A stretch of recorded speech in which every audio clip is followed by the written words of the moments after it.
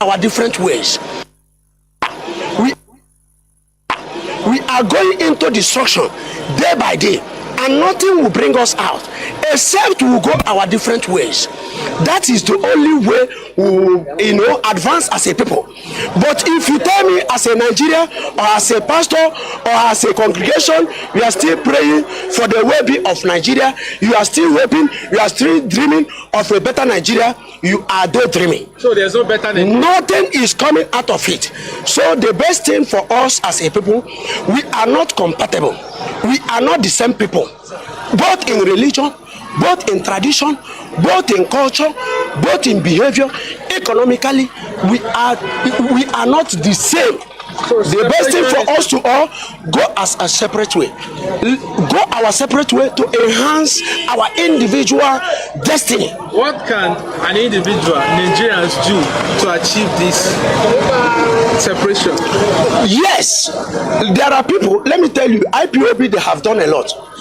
When IPOB as a separate group, they are telling you they want their own separate country. Sorry, you mentioned IPOB. Yes. A video is flying on the internet where the IPOB, the crime they are perpetuating.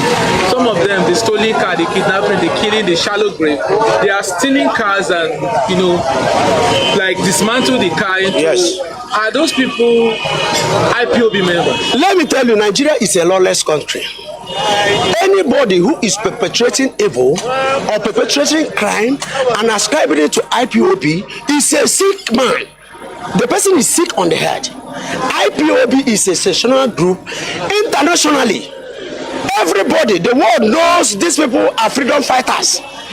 So let me tell you something. People have been able to key into this ideology. And when you see them going about their enhancement, you don't begin to tell them that they are criminals, except people who has been able to hijack it.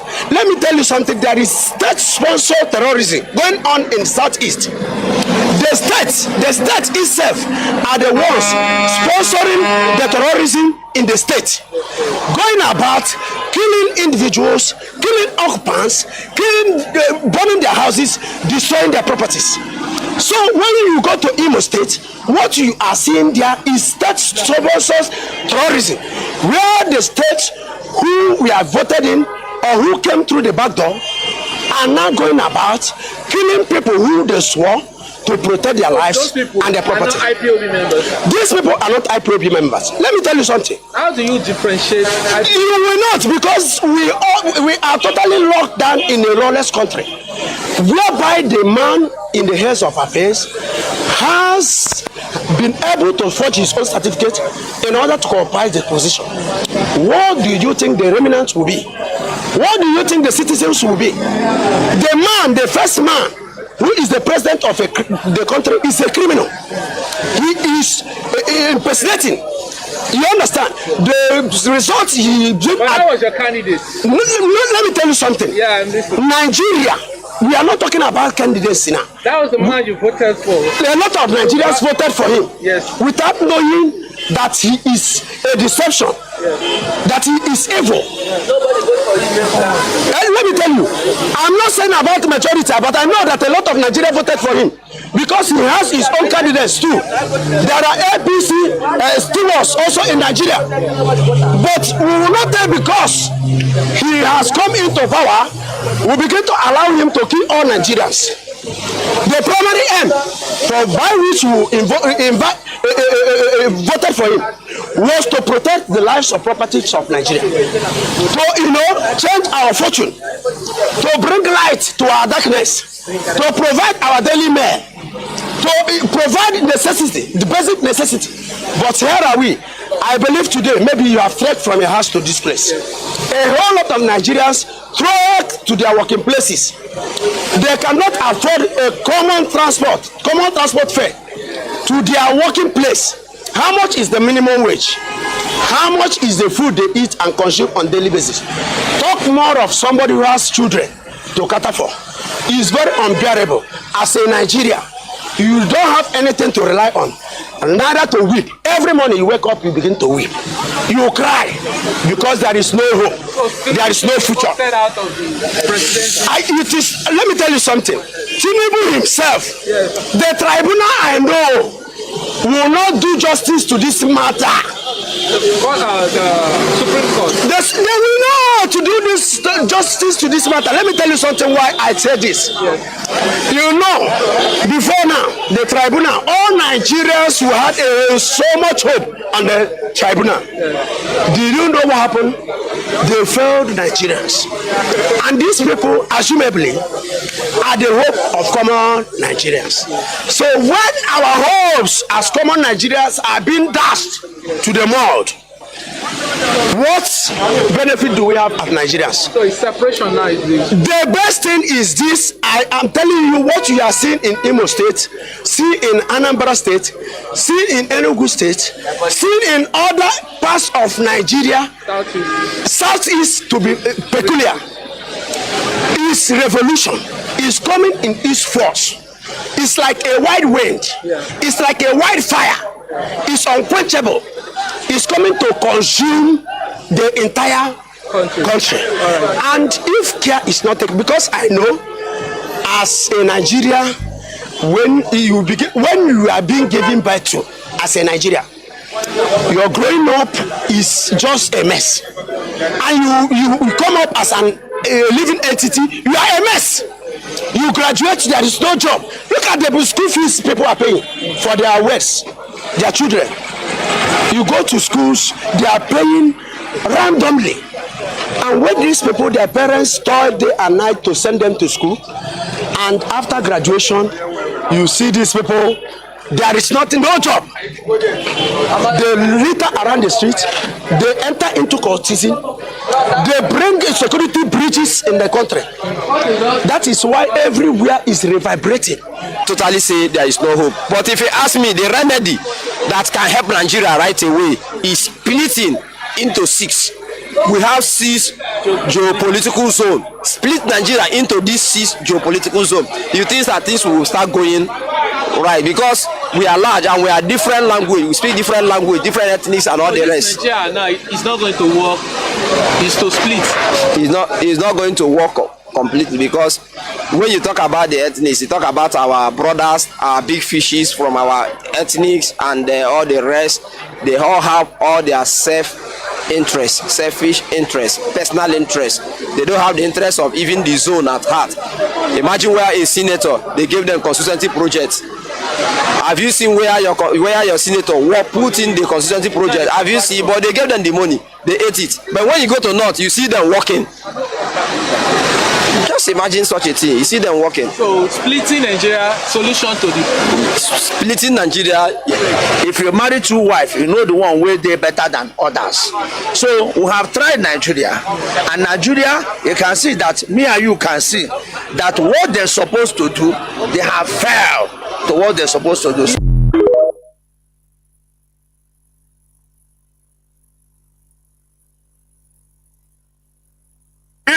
iji akpọrọ ka nwoke na ya ja gbapụrụ ndị ntọrị na be anyị ma ọ gbapụrụ ndị na-emegide anyị na o nwere ndị na-ezite ha bịa mebie anyị ka anyị were gbakesịa maka na okpe gbaa n'ibe n'ibe mgbe anyị ka ọha mmụọ ji ekpo okpe gbaa n'ibe ọha mmụọ apụta iro o nwezikwara na onye iwe na-ewe na ala Igbo ncha anyị niile agbafusie ịrụcha ụlọ ịhapụrụ ya nwanne papa gị na ya ga-adịra mma.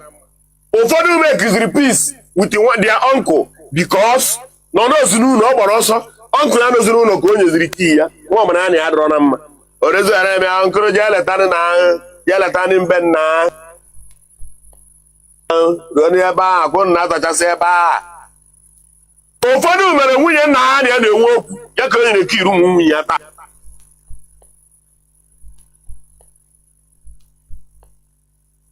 Mighty and good houses orezo ya na-eme ahụ nkụrụ ya letanị mbe nna ya na ruo n'ebe ahụ akwụ na atachasị ebe ahụ. Ụfọdụ mere nwunye nna ha na ya na-enwe okwu ya ka o nyere kii ụmụ nwunye ya taa. You don't have power again. You don't have secret.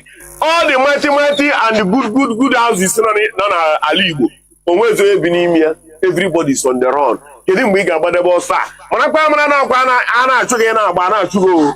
Mana ị na-akatasị mba ọ bụrụ eziokwu ihe ga-emeta ya ma echi efu na onye na-achụ nwere ike isi ọ dịkwa ka ndị ewutekwara ike nke ikpeazụ a ibidokwa chụba ndị na-achụ gị mana anyị bụ Igbo anụọ ya meeni mitin ndị PG obodo gbeeni mitin ndị obodo kwụsie onye okwu ka onye ọbụla nnubata na Krismas ka anyị beta eke awa pozishọn dịka be anyị na mgbe mụ na-aba agbawa Krismas na aka eji ama na Igbo ife wepụ na iweji were na ozi ya tisi ya na plafon wepụ na iweji ụna ya gbadebe ose a one mgbe kemgbe dị iko ya ebi dị mụ ihe na-agba onye iro ga na-akparị ihe inwe na-anye gị ọsọ dị mụ ihe na-akparị ụlọ kacha gbafuo London ndị ego dịrị aka kpọnwe ha laa London bịa ebe ahụ tufuo ndị nke mụrụ amụ na n'Igbo tọkịrị dị a ị na-agbafuzi ka gị n'ime ị na-agbafu ka gị n'ime ọ bụ otu anyị onye ọbụla na-agba Sọndụ onye ọbụla na-agba anyị na-agbafu ọ ka ndị nna ya siri gbaa ya iwere kaburu onye obodo ebu ka ọ bụ na ịma na chalenji sedebara gboo otu a ka nna gị siri gbaa ya iwere bụrụ onye obodo unu otu a ka nne gị siri gbaa ya iwere bụrụ onye obodo unu o were ruo na tọnụ nke anyị onwunwe ihe anyị menwu anyị ejenwu anyị ewechighatagbụ obe anyị asụsụ mba Igbo ka anyị kọkọkwa na aka ọnụ kedụ nke bụzi ndị anyị ama ndị ha abata eke obodo anyị ụna nọrọ ebe ya na-esi mba dị iche iche a na-ekpobatara anyị ndị na-ebe eteki over our place eteki Igbo ewere Igbo abụrụzie ihe soro onye omebe gịnị mebere anyị egboka ido ya wa kedu ihe mebere anyị egboka ido ya wa na egboka ido ya wa bụ na Igbo bekwe egbocha nke iji bụrụ Igbo usofu ebe tiwa ka e bụrụ si etiwa nke ikpeazụ a ndị nne nna anyị adụrọkwara ụnụ hapio ndị isi adụrọkwara ụnụ wa bụ ụmụ Igbo hapio ala ịzụtụkwara ụkwụ adụrọkwara ụnụ hapi ala Igbo na-ewe iwe o mekwara ebe edere na akwụkwọ nsọ si abụrụkwa m ihe arụ mmadụ ibi were ihe nketa nke nna m ala Igbo na-ewe iwe n'aka ụmụ Igbo ala Igbo na-ewere ụnụ iwe ala Igbo ọ bụrụkwa otu aka nna ụnụ ha si zọta Igbo mana onye ekere na ọrụ eke okere ọrụ onye ọbụla bụ onye mara nke ọ ya dị ya dị onye mara nke o yi emenwe mee etinyere m mkpu nke m saa aka mụnwazi na onwe m tiri mkpu a na-agbakwa gị na-echetakwara gị ebe isi ma na-eme ka ị mata na ifrọsị anyị na-agbaba anyị ifrọsị anyị na-agba n'Igbo anyị kontinu osi otu agbaba ọsọ a o ji emesịa mmadụ anya kwụzi mmadụ n'ụlọ ana Igbo agba nwaanyị mgbe aha na Igbo gbura nwaanyị ndị iro a bakwute gị ha kuchie ụmụ nwaanyị anya niile kuchie ụmụ nwaanyị niile n'ebe a mụbara ha nwa ka esi achụ mmadụ n'obodo Igbo na-eficha eficha ka anyị mụrụ na anya Igbo na-eficha eficha abụkwa big boys and big men Igbo na-eficha eficha all the big boys and big men let them come out ka anyị maa na ya mere be anyị ka anyị nupụ ni once wepụ wage ka anyị nubatazie ka anyị wee malụ ma ọ bụ ha kachasị anyị niile bụ na Igbo ma anyị nata gọọmenti na-abanye anyị na Naịjirịa ihe a na-abanyere anyị bụ na anyị gbasa nkịtị maka na ka ha rabụ gọọmenti ọfishals ha niile aka ndị Naịjirịa si hol ihe ọ bụla iwe were ndị mmadụ ekwuo iwe na-ewe anyị ndị mmadụ eju main road ha alakpuo si mee ya otu a na n'Igbo unu ekwekwara ka ha planụ n'Igbo ndị a na-enwe long term project projekti ha na-eto ogologo ọkwa gradually obodo ga-eteki over everywhere ịbatazie asị kama okwu ya ese ha were some portion kama okwu ya ese ha were nka kama oya ese ha were nka mgbe i bidoro na-asọbụsi ihe nwere inye nka obere oge a gwara ụmụnna kwen ya ụmụnna kwezuo ha nchere na-ekwere gị ya why na gị na ha abụọ the same tribe why na gị na ha esi agbụrụ ofu agbụrụ why na gị na ha ara efu okwu why na gị na ha ara asụ otu asụ ihe a m sụrụ kịta bụ asụsụ ka m sụrụ atụrụ m okwu ya n'ilu mana atara m akị chara ya eze ka ịghọta ihe m na-ekwu ịnweta ozi ya mee ka ọ batasịgodị na be unu ka unu malụ na-achọ gị na-agba a na-ewere ihe inwe a na-achọ gị na-agba a na-ewere ihe inwe achụgide gọvanọ gị abachụgide gị achụfusie gị achụfuo you can never come back again.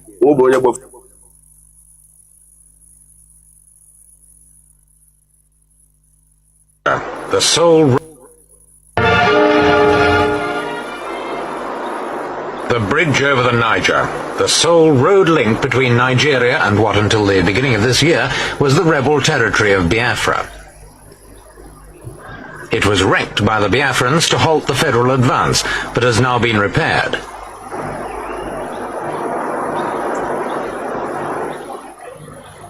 On the eastern bank, a reminder that Uli airstrip is not far away.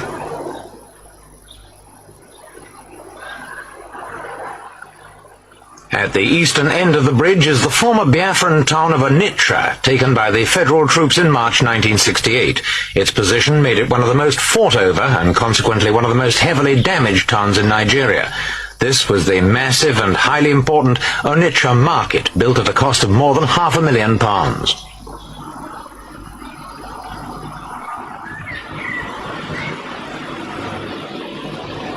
Dr. Ezekwe, former Nigerian president, once supported Biafra but ended the war on the federal side. After 8 months of peace, Onitsha is still battered, but is making steady progress and is on the way to recovering some of its former status as one of the Federation's most important trading centres.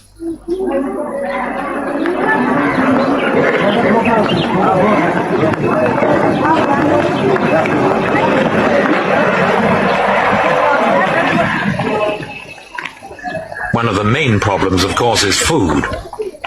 When Biafra finally fell, it was divided into 3 separate states, with most of the Biafran heartland being incorporated into the East Central state. East Central now contains something like 8 million people, many of whom are impoverished and hungry.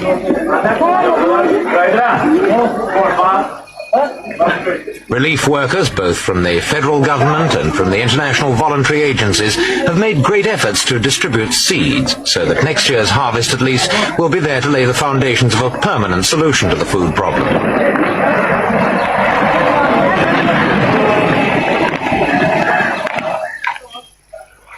There are no funds yet for a new covered market, but a few temporary structures are going up.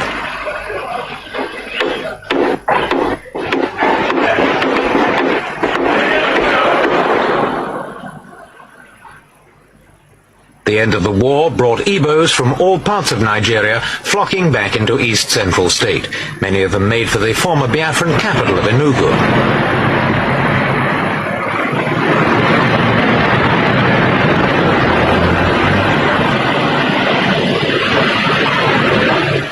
An official government survey has revealed that 3/4 of the city's buildings were destroyed or damaged in the 30-month civil war.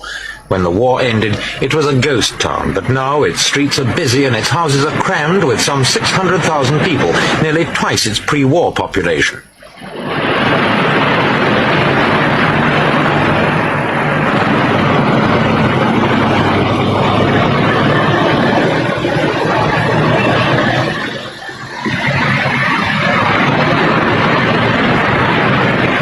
More people have meant more mouths. Good morning, good afternoon, good evening, and good night, great Biafrans and lovers of freedom. This is Radio Biafra HAUSA-SERVICE coming to you through the auspices of Radio Biafra London. My name remains Mazi Chinedu from Olu province of Biafra land, and today is the 18th day of the 10th month being October 2023. We are live and direct.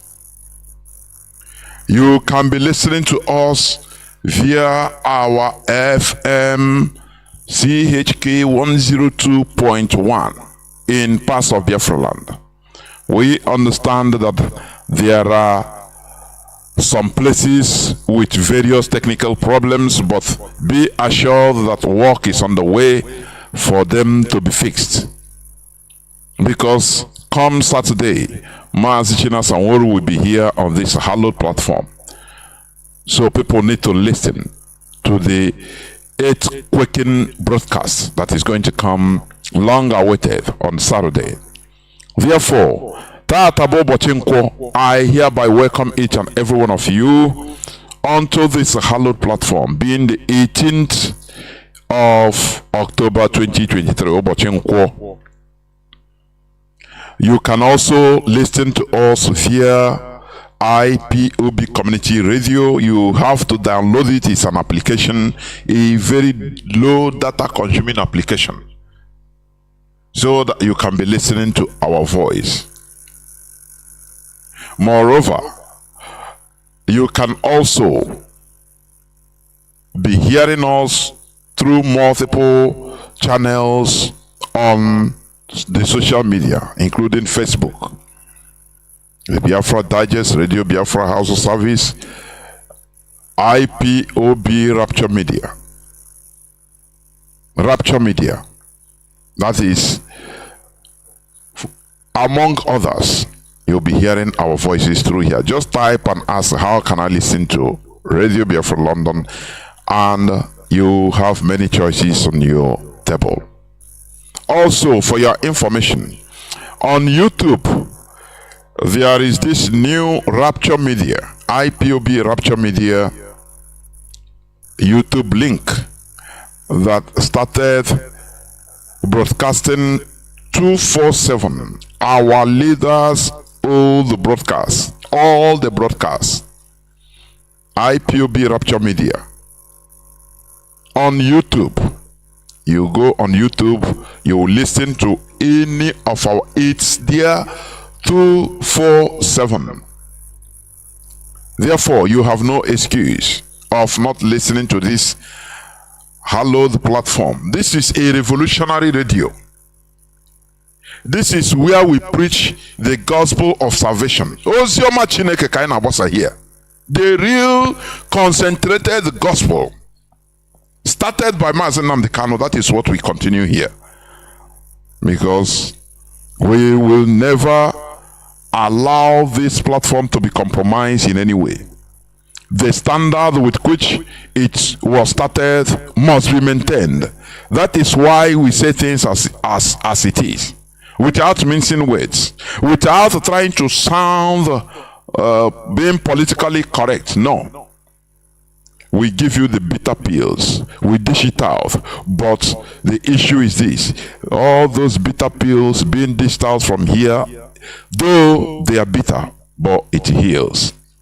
Therefore, I urge you to continue listening. Also, you can be listening to us via satellite, via free-to-air satellite. Without taking much time, let me first of all, because I'm here with Mazi, our veteran. Mazi Ezekulie, please bring yourself and introduce yourself before we go on. Mazi, over to you. Welcome to the program. Mazi, good evening, Mazi Jonathan and fellow Biafran. Good evening, everybody. Here we are this evening once again after so many months to really speak about the issues that bothers us so much. And I believe this evening every one of us will listen, at least gain something and add to the one we have already known. Mazi Ezekulie, a Biafran and an old soldier who survived the civil war. Thank you, Mazi. Thank you, fellow. Ndewo, Mazi. Ndewo. Biafrans have been asking about you, and I assure them that you are okay and you continue being, because your work is not yet finished. Therefore, we will continue. As I put out on my platform about today's program, the topic is going to be an interactive session. It's an interaction. We want to just give our views and talk about why did the Biafra fail during 1967-1970. Why did we fail that time? Therefore, we have to open the lines, make it interactive, with also our veteran here on this hallowed platform, in order to speak to each and every one of us. Because all we are doing is we are seeking for knowledge. Because knowledge is what advances us as a people. Knowledge. Before we go into that, I will just read just few news headlines, Mazi. Few news headlines. You know, there is one news headline that I want to bring, Mazi. It was on yesterday's news. It made the headline. It said the notorious Kanu criminal joins Nigeria police force 2 months after being declared wanted by state commissioner. 2 months after being declared wanted. When they say notorious criminal, he's a terrorist. You know, they cover everything in the north with criminality. They say criminal, but he's a terrorist. These are the people they call bandits. Let me read a bit. In trending pictures, Abdullahi was seen with a senior police officer at one of the police colleges and training schools. An alleged notorious criminal, Nasiru Abdullahi, popularly known as Chile Maidoki, who was recently declared wanted, has joined the Nigerian police force as a police constabulary. In trending pictures, Abdullahi was seen with a senior police officer at one of the police colleges and training schools. He is among the 10,000 police constabularies undergoing 6 months long training exercise to enhance community policing across the country. In August of yesterday, August 2 months ago, Abdullahi and 2 other notorious criminals were declared wanted by the Kanu command with a bounty of 100,000 naira each. However, he turned himself in at the Bompai headquarters of the command a few days after. A statement then by Abdullahi Kiyawa, the police spokesperson in Kano, had said Abdullahi reported himself to the commissioner of police. He was quoted as saying he slept at burial ground in Kano City just to evade detection by security personnel. One of the three notorious wanted criminals named Nasiru Abdullahi, popularly known as Chile Maidokai, of Lin Fayewa Mbakata quarters, Kano, has surrendered himself to the office of the Commissioner of Police, Kano State Command, CP Mohammed Husseini Gumel, upon hearing the declaration of 100,000 bounty for his arrest. This brings a total of 100 documented and profiled repentant criminals being that so far surrendered themselves to the police command. During the hide-and-seek regime, they said repentant terror. Did you see it? It's a terrorist. Repentant terror. Chile Maidokai said to the police that he used to sleep at the burial ground in Kano City. Okay? Are you hearing? Are you hearing? You see the country we are in. When the first person, the first man of the country, the president of the country is a criminal, what then do you expect? You know, when people are talking about Nigeria, why do we want to get out of Nigeria? These are, some things that you call mundane, but these are the main things that is happening. A terrorist that was declared 100,000 naira bounty on his head to be captured. Now, today he is now a police officer. Mazi, and the next thing they will do, they will send him to Biafra land to come and all these terrorists, they now bring them, tell them that look, what you are doing, you have to be official. We protect you with the Nigerian government. We give you state protection. Now you go and do the job for us. Go and kill Nyamini. They'll give you a uniform. Do you see what we are crying every day? The international community, the whole world are listening. That we have no business being in this place called Nigeria. Look at Tinubu. No person knows his real name. Many reports are coming. His ages discrepancies are many.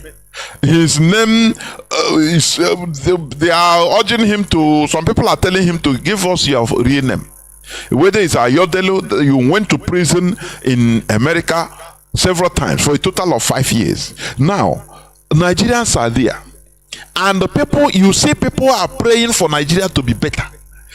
I've never seen this type of, I cannot call it, is it ignorance? Is it mischief? Is it naivety? I don't know. But Nigeria, that's why I say every Nigeria is condemned. Every Nigerian is condemned. I am telling you honestly. How can you allow, normally, police force of a country, you should be spotless. No record on you. If you have any sport, you don't have any business being a police officer of a country. But this person is a terrorist declared wanted just 2 months back. And all of a sudden, he's wearing police uniform.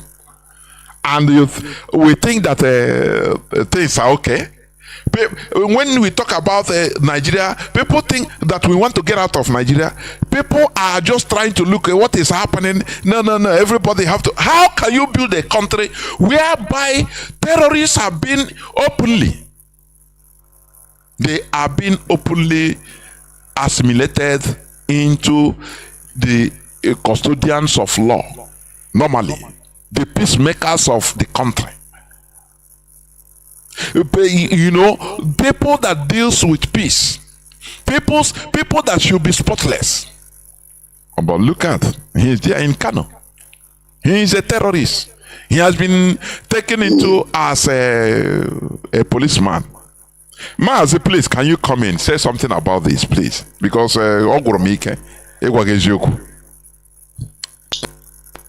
Mazi and fellow Biafrans, you know, the whole problem in Nigeria is something that can never be solved by anybody.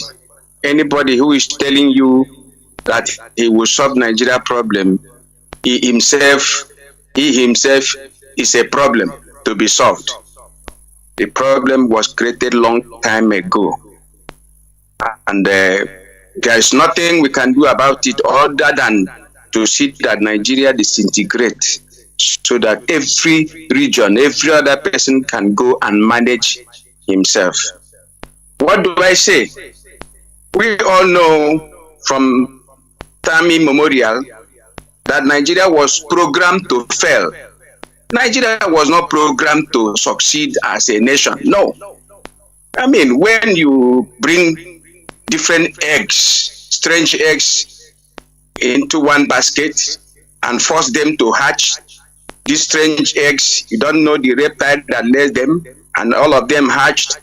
At the end of the day, under your eye, you saw that this whole eggs have now hatched with different reptiles, dangerous ones. And when they were so little, you cannot just separate them, put them in different enclaves they belong. You allow them to grow together. You are feeding all these dangerous animals in one basket. Now they have grown. The stronger one will not love to leave that basket. The weaker one will want to leave, but the stronger one will be feeding on those baskets. And so that is Nigeria for you. How do we say it? How can we do anything about that? Nothing. Nothing. So Nigeria will continuously be deteriorating on daily basis, infinitum. That is the way it was programmed to be. There is nothing we can do about it. Other than what we are doing today, we are raising alarm that we need to be free from this basket. If there is a free world, let them come to our rescue. If not, maybe they have programmed Nigeria so that everybody will die, and then the land will be taken over by God knows who that is planning this thing. But as far as I'm concerned, as far as I can see, Nigeria is programmed to destroy themselves. Those who are feeding fat today will die tomorrow. Those who will be feeding fat tomorrow will die next tomorrow. So anybody who is enjoying today eventually will die tomorrow. So the best thing we will do is to come together and seek for this integration of Nigeria, whereby every single ethnic groups, even ethnic nations, can go and begin to see how they can better their lives. Nigeria will never succeed as a nation, as a country. That's my whole word there. Thank you, Mazi. And that is the right thing. Because for us to prove that we are equal human beings, we need to undo the imposed creation. You know, Britain created Nigeria. Now, for the people in Nigeria to prove that they are equals, they need to undo what the British did. Exactly like the Indians, what the Indians did. They undid everything the Europeans did in their land. They undid it. They removed everything. And that is why India is progressing. Now, but we are being gummed to just programmed, continue being controlled by the creator of Nigeria or Britain. Does it make sense? It doesn't. Look at another news headline. Nigeria police clash with NDLEA, that is National Drug Law Enforcement Agency operatives in Kogi, over arrest of inspector's wife selling cannabis or other substances inside police station. When you read the body of the letter, I read it, I laugh. The woman was inside the husband's car, a police officer, the guy in the station, said distributing his cannabis and other hard drugs. Selling it. A police officer. And now the Drug Law Enforcement Agency came in order to arrest the woman. The police surrounded and start fighting with them, police against police. And you think that this is a country? Sometimes I don't know at this one chance. Mazi, I cannot understand. What made us to enter into this type of a mess we are in? A police wife, a police officer's wife selling hard drug inside police station, being seen openly. What type of country is this? Now, let me read another news headline. He said, armed headsmen kill 5 residents, injure others in fresh attack on Benue communities. Armed headsmen. They don't call them terrorists, eh? Armed headsmen. Do you see it? They have been these Fulani headsmen. And when you hear about headsmen, you think it's they stopped putting Fulani. They stopped putting that is it adjective Fulani to qualify to describe who they are. They stopped it. Nigerian journalists stopped it because they were paid to do so. They warned them a few years back. I could remember when I think Ganduji and Rufai warned the journalists that look, they should stop calling Fulani terrorists, calling them names. Since that was the time they coined this name bandits. And here it goes. Today, armed headsmen kill 5 residents, injure others in fresh attacks in Benue communities. You don't see Kanu aircraft there. You don't see, Nigerian military going to burn houses of the Fulani or anything. No. You see how things are? That is the Nigeria you and I are forced to be. But we are going out. We are out of it already. I am telling you. Therefore, let me also finally, it has been confirmed that insecurity in Southeast is criminality. It's not a Biafra agitation.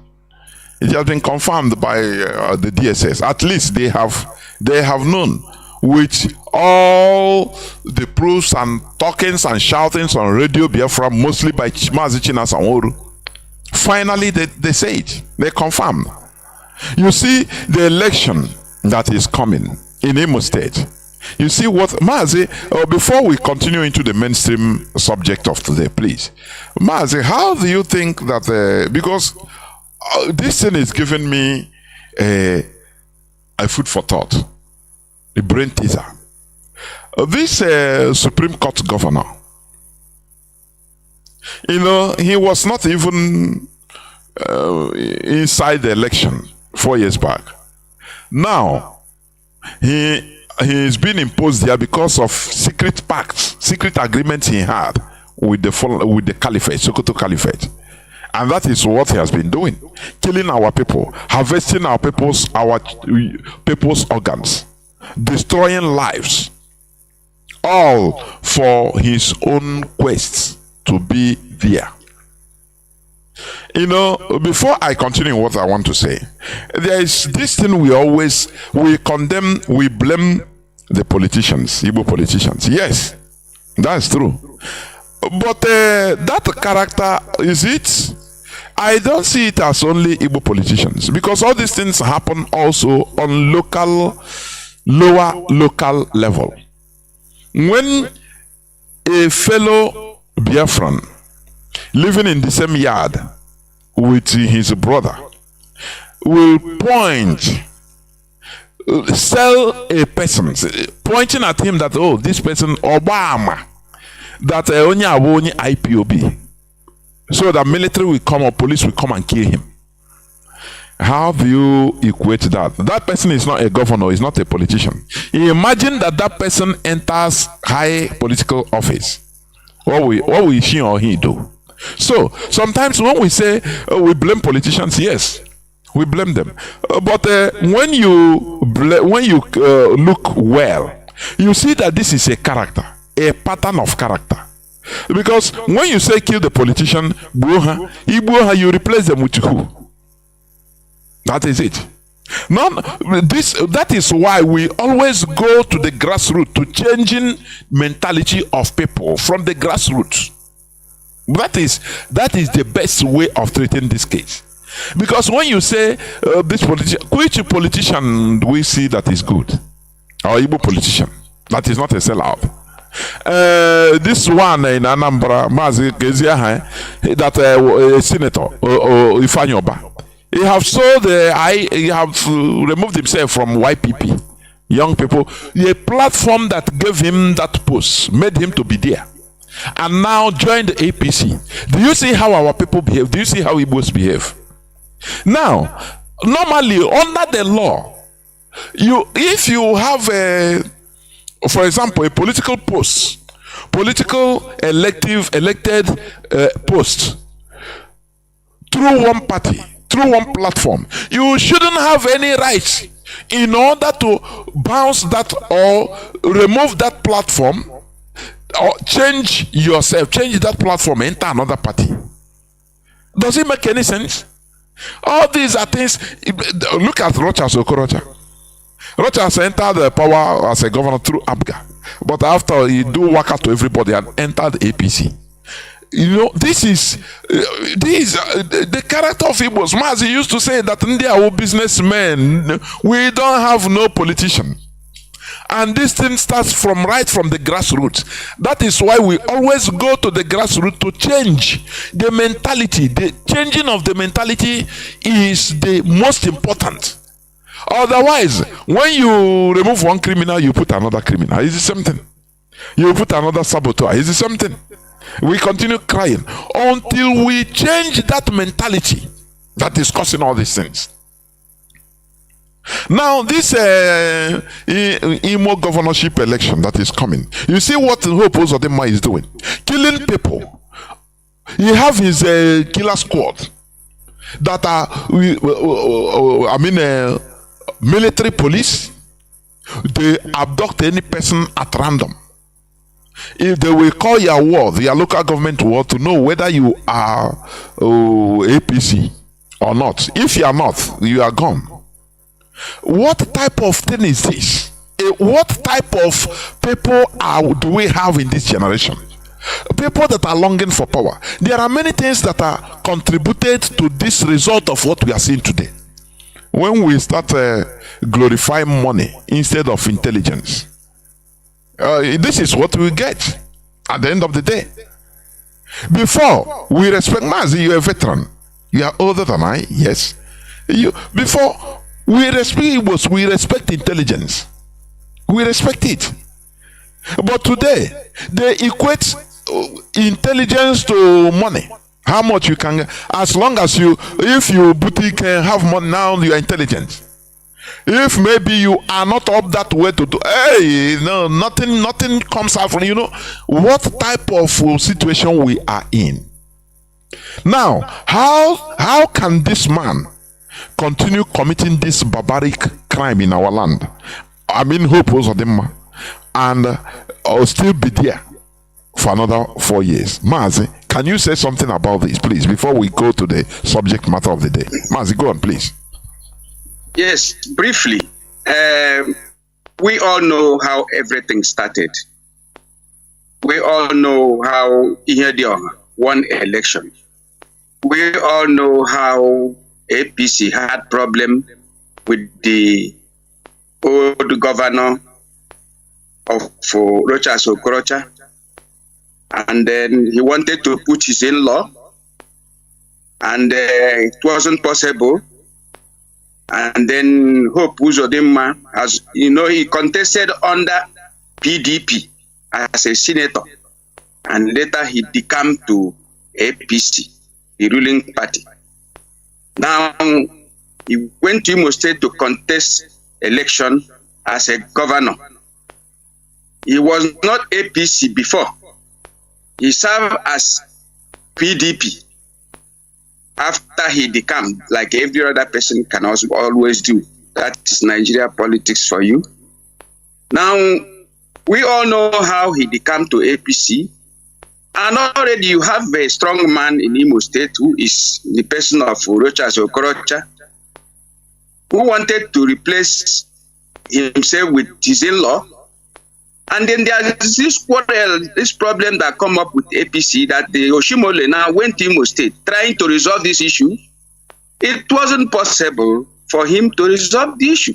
He announced finally, since you cannot resolve this issue, APC has no candidate again in Imo State. Oshimole say it, go back to internet does not lie, go back to the speech of Oshimole, you will find out. Now, after all said and done, because they don't have candidate, they don't support any of them because they cannot resolve the issue, the problem with themselves. APC doesn't have candidate. The whole door, the whole road opens for Ihedioha. And then immediately, the other man used the platform he has, political platform he has as a governor, and created another party in which his son-in-law contested. The son-in-law came second, and the PDP comes first. And the governor was declared. INEC declared a governor. He was sworn in. At the end of the day, something happened. You see, there is this intrigue hand from religion organizations that are killing Igbo land because they don't want somebody from Anglican. They believe they have conquered Igbo land with their religion, the type of religion they brought. They begin the scheming. They are ready to worship the devil as long as their man is in the hem of affair.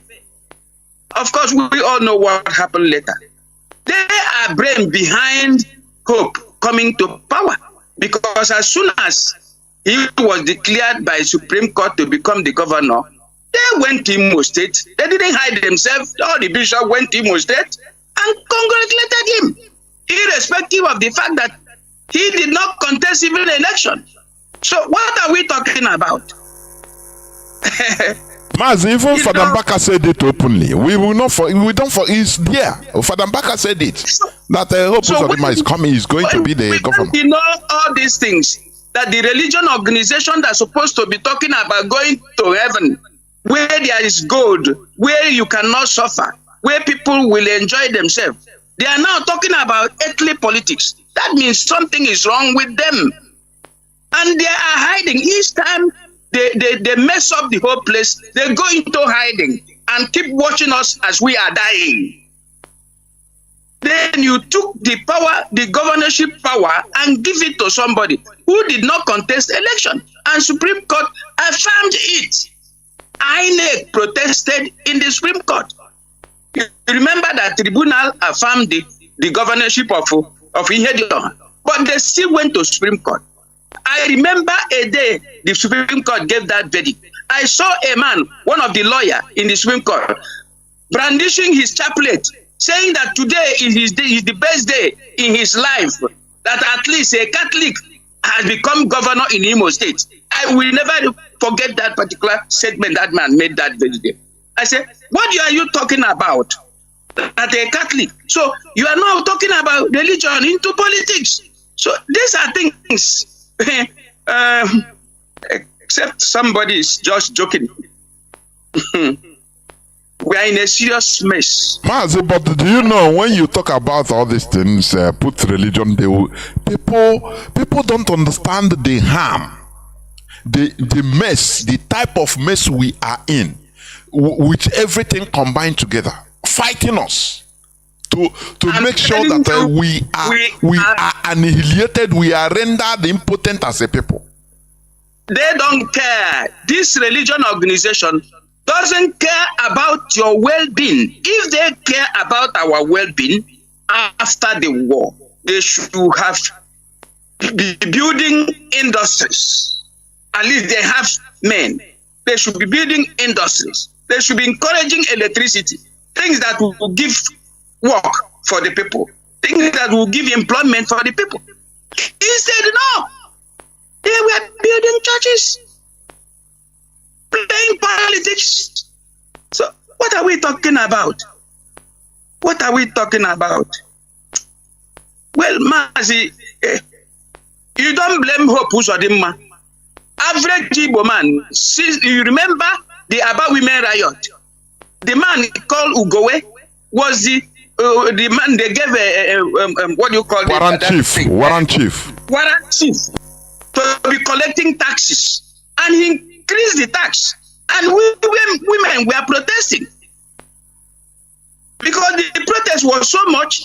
Britain became afraid that this woman could cause problem, and he gave the man order to shoot these women, and they shot those women. So the criminality had been going on in Igbo land for many years, and nobody cares to say anything because people are afraid to die. Since Aba women riot today, how many of them are still living? They are not living. Those who fail to say something, are they still alive? The answer is no. So, Mazi, our problem is enormous, very, very enormous. Whom are we going to trust? Nobody. Hope Uzodimma will do everything humanly possible to hold on to that power. He said they have written, I know they have written the result already. They have the result already in their hand. He said, this is it thing not that Abuja that will declare it? He said it with his mouth. This thing that God looked at him and gave to him, that somebody will come and collect it from him. He laughed. Let us see how. So he believed that the God, I don't know which God he's talking about. Maybe the God of war. That God that been causing war everywhere. The God of genocide everywhere. Maybe that is the God he's talking about. Because I find out that there are so many gods. The God of Ndibo is not the same with the God of the white men. It's not even the same with the God of Israel. They are different gods all over the place. Our own is peaceful one. That is why we didn't conquer anybody. We didn't fight anybody to take over his thing. But the God of these people will go and destroy a whole nation and take over everything they have. And that their God is working for them. So that is the type of God he's talking about. It's somebody who didn't contest election. And then Supreme Court awarded him to become the governor. And the religion organization, the leadership of religion organization, went to congratulate him in the Imo State House. So what do you want us to say? What do you want us to do? To validate all that injustice. What concerns them most was the first person also, was among the first to shout down on Ihedioha not to make noise. That he should accept the result of the justice. I mean, the Supreme Court. Otherwise, he will become a political leper. Direct. And today we see. Mazi, go on. When you see all this thing happening, what do you want us to do? What we have to do, for me, is to concentrate on the quest for Biafra restoration, for independence of Biafra nation. That is where we can be able to be ourselves and then be able to chart our destiny and see how far we can better our generation to come. But for what is happening now, there is no road to Argentina. Let me put it that way. In those days, we said no road to Argentina. There is no road to Argentina.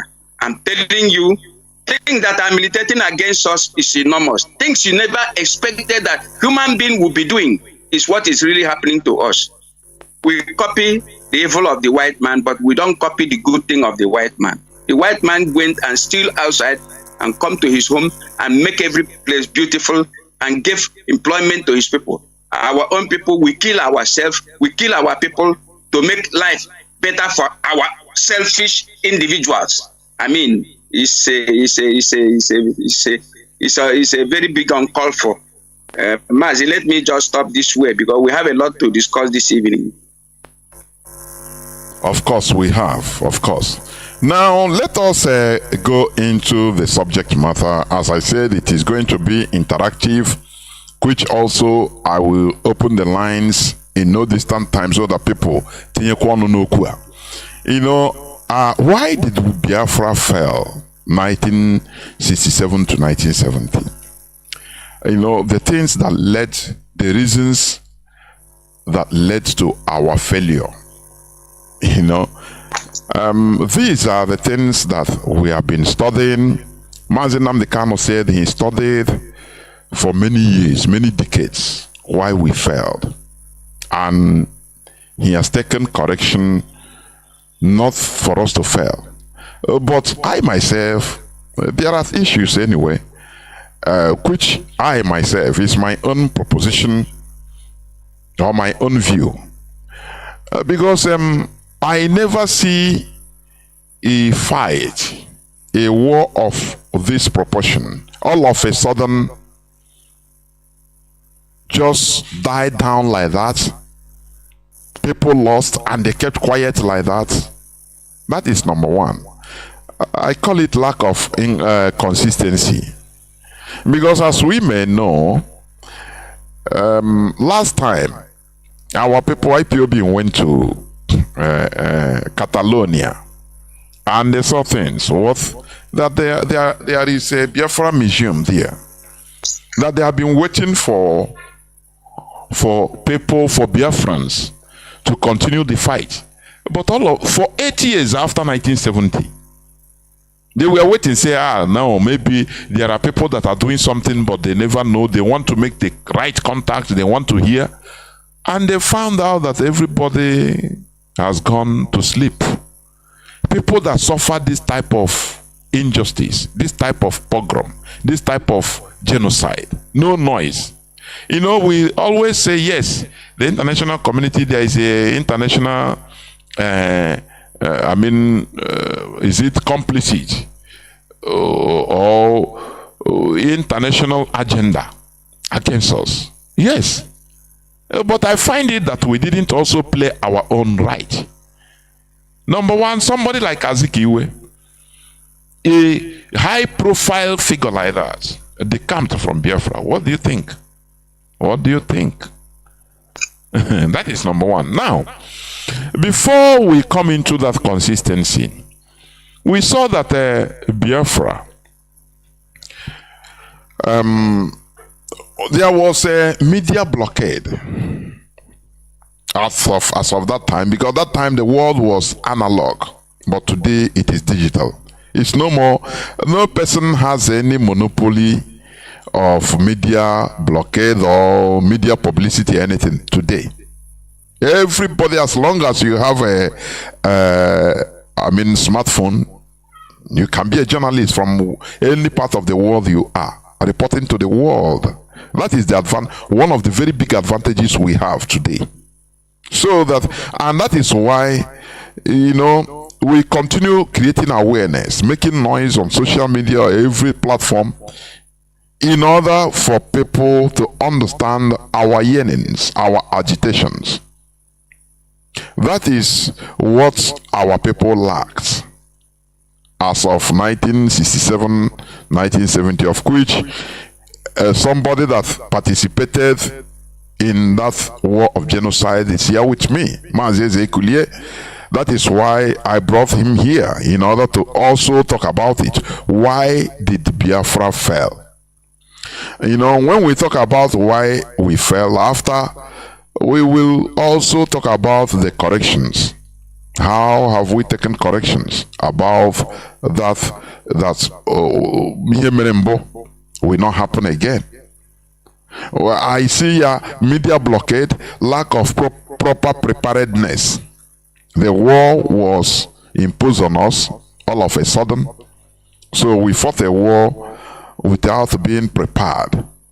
Colonel Madiebo, he said he inherited, when he became the chief of army staff of Biafra, he inherited a no army. No army. You know, everybody, no army. People were just doing their thing. No single command. And he has to start from scratch. You know? So, these are the things I noted down. High and low profile sabotage due to selfishness and greed. These are the things I noted in this discussion. So, but I would like to bring in Mazi Kulie to also do justice as far as you can understand about why did you think that we failed that time. Mazi, over to you, please. Yes, Mazi, thank you for this very question. And fellow Biafran, I would like all of you to listen very carefully. Listen very, very carefully. Jot it down. Write it down. During the Berlin Conference of 1884-1885, when Africa was divided among the Europeans and appropriated to them, we don't know other things they did. Other agreement they signed among themselves, we don't know. We all heard about the division of Africa among the European countries, which is completely criminal act. And every one of them, every of the country involved, move out with his own troops. Total invasion. Some were coming with schools and churches. Remember, some were coming with army.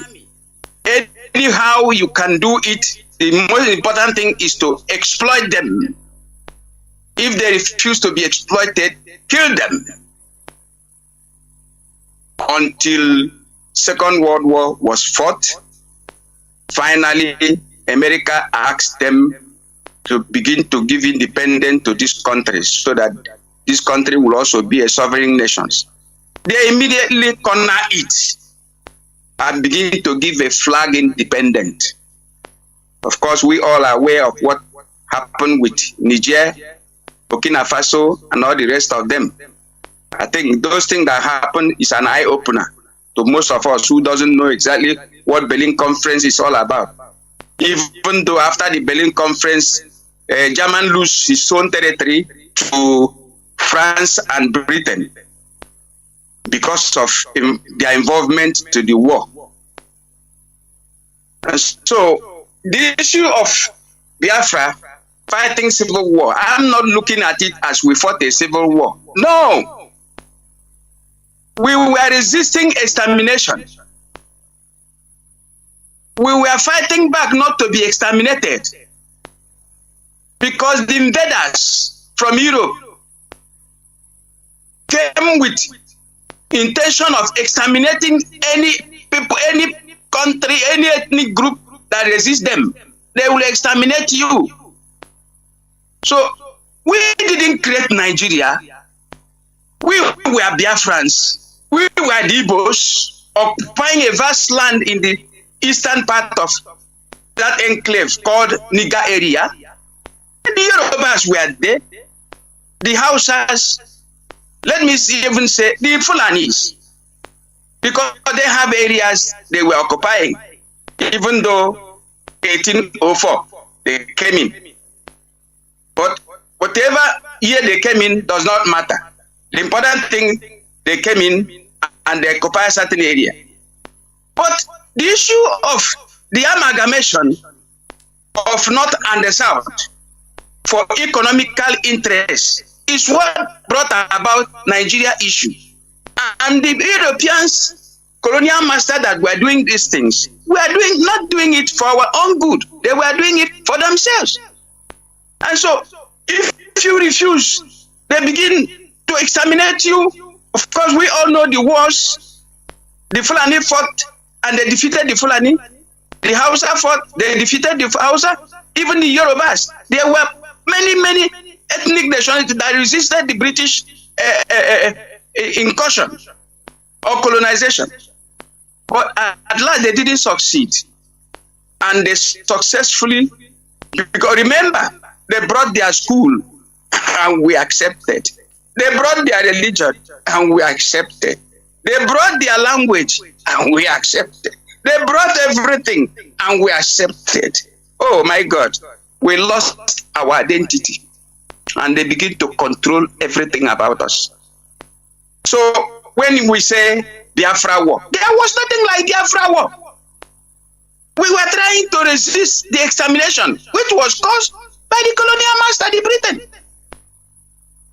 After all, the two brothers, Ojukwu and Gowon, first went to Abudi to go and seek a peaceful resolution of this matter. And they agreed, they ate together, they hugged themselves together. They drove themselves, Colonel Ankara, or what do you call him, General Ankara, drove them to the airport and shook them hand and asked them, begged them, please, let nothing happen to this particular agreement we have agreed today, so that we will have a very strong country.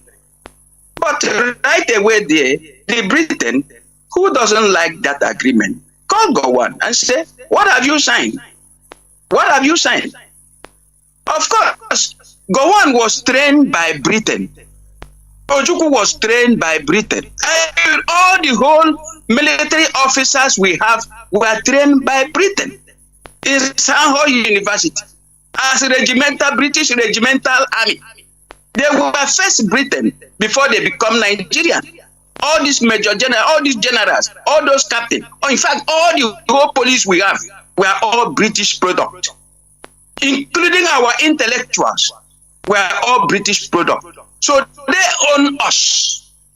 They own us from our language, from our everything about us, from our religion, everything about us. They own us.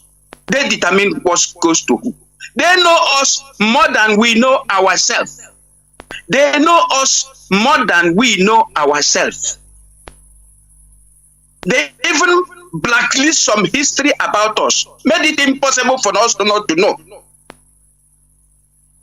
They instigated divide and rule, ethnic hatred among each and every person. That is an instrument they came with. And so when we say why we fell, the war was programmed to be fought. The war was programmed to fail. They all planned this thing in Europe. America was there. All the whole multinational company were there when this war was planned and executed. The important thing is to ignite the war first and foremost. Every other effort that was made not to fight that war was quashed by Britain and the rest of European multinational companies, because they saw a huge oil deposit, a huge mineral deposit in the entire country, not only in the east. They know that there is gold, all these places. There are so many things there, but they want to start from the one they can easily handle with. And so we were fighting for survival. They were coming. We all know how they instigated this particular January 15 coup. And the whole thing was done by the entire armies of Britain, trained by them. And they did the coup. Even Usman Kassina, Usman Katsina, the man that later became Chief of Army Staff, if I'm not mistaken, was among those that assassinated Ahmadu Bello. Usman Katsina was among those that assassinated Ahmadu Bello. It was used in blackmailing him.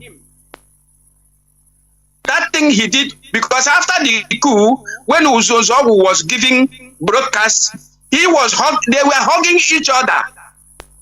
Usman Katsina was hugging Nzogu. But later, they separated Usman Katsina by the side. That is why the father was used immensely to slaughter the Igbo people in Katsina. And so, we were fighting not to be exterminated. Then you said the mistake we made. We didn't make any mistake. Somebody whom you want to kill and he tried to resist the killing, and you are doing everything. Imagine Britain that fought Napoleon Bonaparte and defeated him.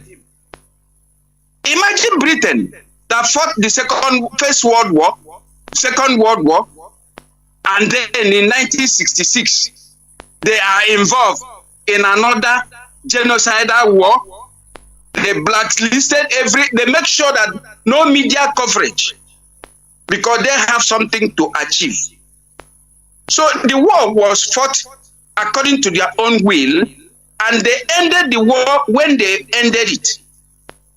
The instrument they used in fighting the war and the instrument they used in ending the war is almost the same thing. When the time comes, they have achieved their aim, they have weakened the Igbo. Remember again, something happened. The Ekumeku warriors, they learned from Ekumeku warrior that resisted them for almost 30 years. You know what it means? The only for more than 30 years. For more than 30 years. They haven't seen a thing of that nature before in the whole Africa.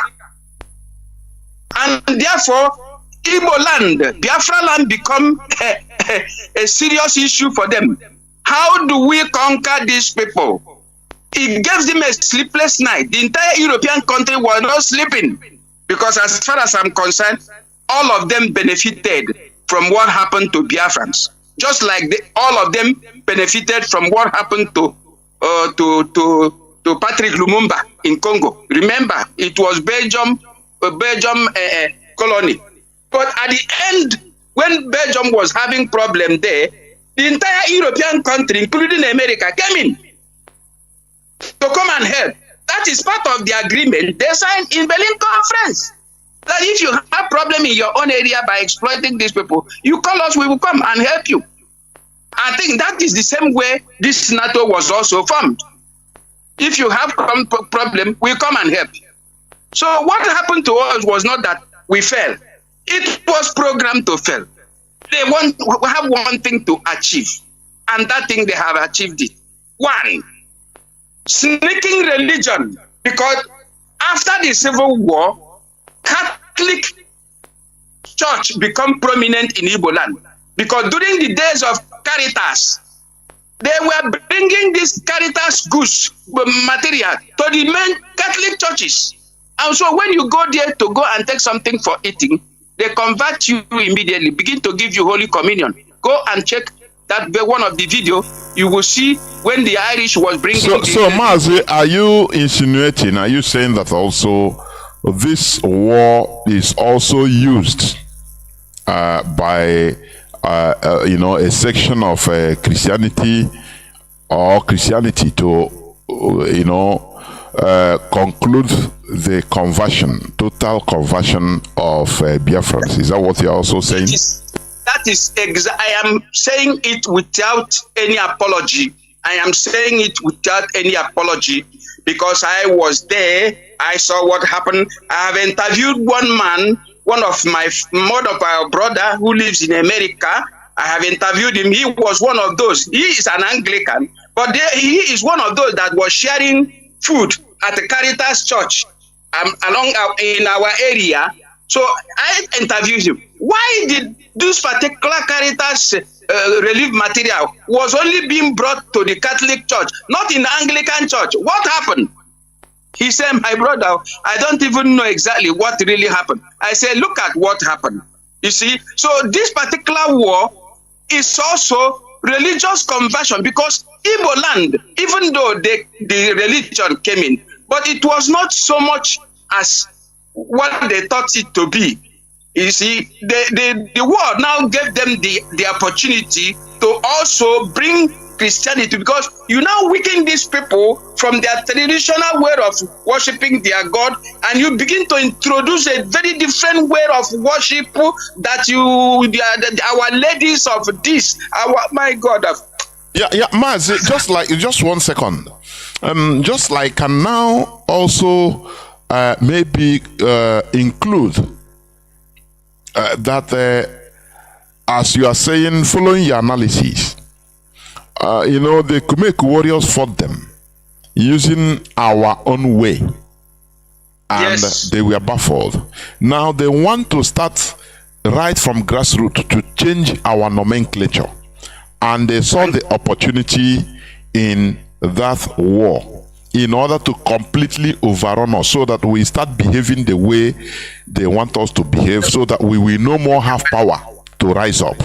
I think is what you mean. Today, I think up to today, they are still fighting through their foot soldier. Those men you see with white cloth, those men you see with the cross, they are all soldiers fighting. They are still fighting. It has not ended. You see what is happening.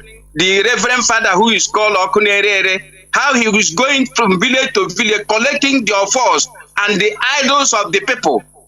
Do you understand me? It is part of them. So what happened with that very war was a war of total conquest of the people that gave them headache. All the whole European country descended on Ndibo. Let me just say it clearly. They say hate speech. It is not question of hate speech. It is question of what do you do? And then I come to realize what you did. And when I'm trying to review what you did, you say, hate speech. I am not hating you. But what you did to us, you didn't have single mercy, and you never believed. I even go as far as removing history in the school, so that this particular generation who are so foolish, you show them the left, they say no, right, it's right. You show them the right, they say it is left. You give them breast, they want to be making something else, animal breast. I mean, there's so much deal with us, and that war ended religiously because they also used one of their men to go and convince Ojukwu to stop the war because people are dying. They now realize that we are now weakened completely, and they gave Ojukwu passageway, and he left, and they came in, and they begin the exploitation. Since 52 years, we have been exploited. This same religious organization, what industry has they been able to build? The answer is no. From 52 years, they have been building churches just to exploit the same people they were watching being killed. The remnant of the people that they didn't kill their father, they are watching them.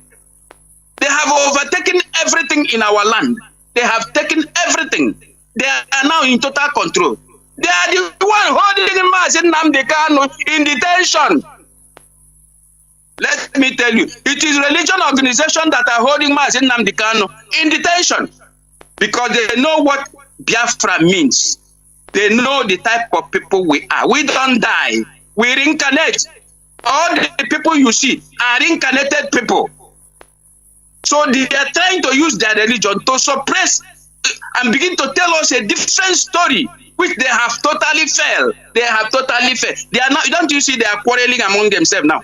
They are quarreling among themselves now because the truth is coming to light. Everywhere you put your ear, the truth is coming to light. So what I'm trying to say, in effect, not to waste too much of your time, is that that particular war was a war of resistance.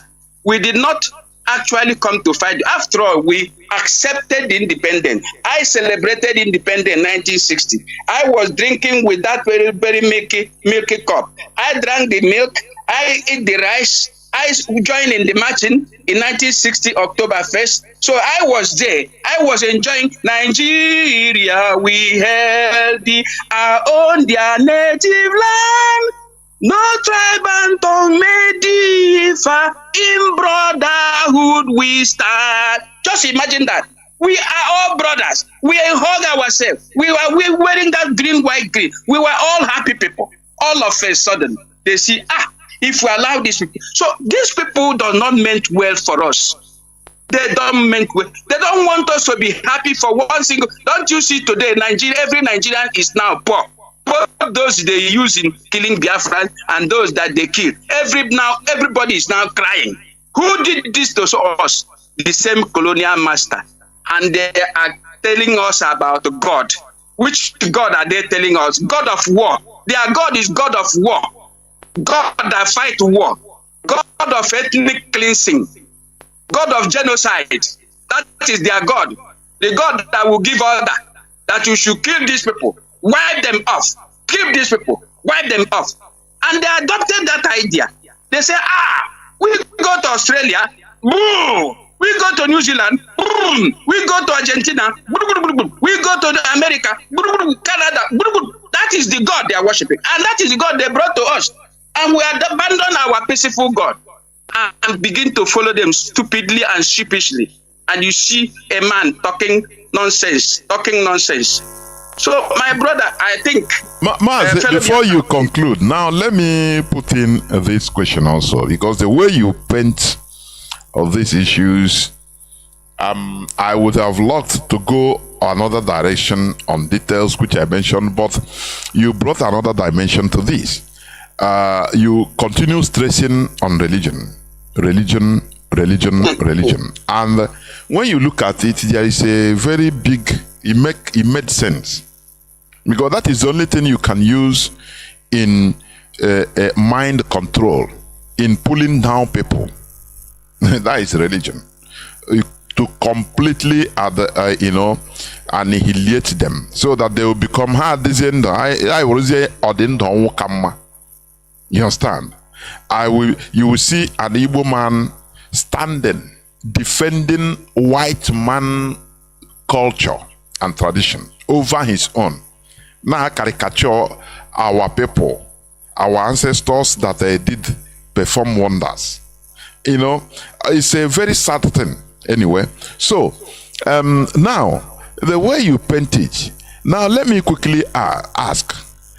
What do you think, or how do you think that we can also succeed now, owing to the situation we are in, religion, number one, which we are in now, although there are things that are happening, the wind of awakening is going on. So how do you think that we can succeed now if they have poisoned us, weakened us with that foreign ideology we call religion, which they brought, which is what they wanted to use in order to completely annihilate people that fought them for 30-something years, to make us more irrelevant, or to make us irrelevant, so that we cannot, when you want to rise up, they will go to one place for you that, oh, no, don't rise up, be peaceful, they slap you, they take out the other side, they control you. Remember that we are going to give you visa to come for pilgrimage in England, in Rome, remember, so don't follow your brother that is an unbeliever, all those kind of things, So now, how do you think that we are going to succeed in this time around, owing to how you painted it? Please go on. Now, Mazi, you see, all this month we have not spoken here. I have been doing my research. I've been listening to so many programs, so many information, so many documentaries, and I have finally come to conclusion, as far as I'm concerned, as far as we can do. What is holding us? Like that man, that Navy general said, he said, the center of gravity is religion. You see, they have almost swallowed us. Most of us in this struggle are very religious. And when you are religious, you can never fight for freedom because already you are held captive by unknown ideology, which you cannot even explain the source. The intricacies of this ideology, you don't even know about it. And you adopted it, and you want to talk about freedom. Freedom from where? You have to really explain to me what type of freedom are you talking about? Because the worst captivity, the worst slavery is the slavery of the mind. Once you are enslaved with certain religious ideology, it is difficult for you to abandon it. And this thing goes from generation to from your father to you, and from you to your children, and your children will never depart from that particular ideology. So, do I give solution? If I should give solution, they will say, you are calling for genocide. You are calling for trouble. Let me tell you one thing. Tell us one thing. There is this one particular lady. I happen to dabble into her program. I really thank Elohim. Because that day I dabbled into this program, I overheard something she said. I wanted to continue with the program. I now saved that particular information. I went back where I saved it, where I shared it. I couldn't get it again. I said, what happened? I asked one of my friends, did you see so and so? He said he saw that program, but he wanted to continue with that program. That program disappeared. So one day, I saw that same particular lady again. Bam! I immediately look at the name there. I type the name. I immediately go into that particular, into her own page. I look for that particular program of that day.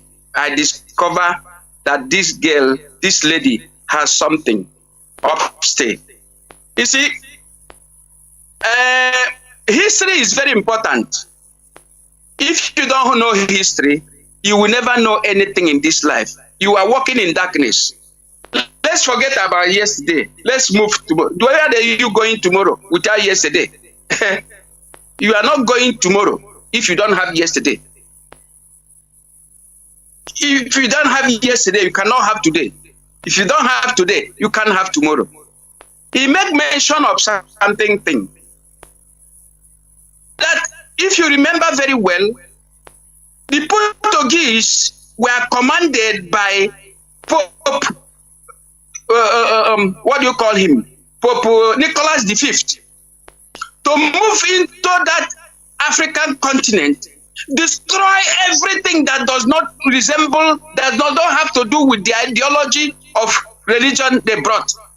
Every idol, take slavery, do this, they gave them commandment, and they were moving with that word. They bring schools, they bring churches. That is all they brought. They didn't bring industry. They didn't bring anything. And so they successfully did wonders in Africa. Go and check the names. Do you know Mobutu Sese Seko? His first name, his baptismal name is Joseph. Mobutu Sese Seko, the one that was used in killing Patrick Lumumba. His name is Joseph. And so many of all other of them, go and check their name. They were all baptized and changed their name. Once your name is changed, everything about you has disappeared. You are no more a human being. You are to be controlled by those that change your name and give you a name of a person you don't even know. And so, what I'm trying to say, the people that colonize us are too clever, very smart, intelligent set of people. I respect them because this world is about conquest. This world is about conquest. If it is not about conquest, tell me who feed the big fishes in the river, in the oceans? Are they not eating other fish to grow. The same thing is happening in our own local life here on this humanity life. So what I'm trying to say in effect is that we have to extricate ourselves from this particular thing. One, this particular, if you are a freedom fighter, you should denounce religion. First and foremost, you have started the fight.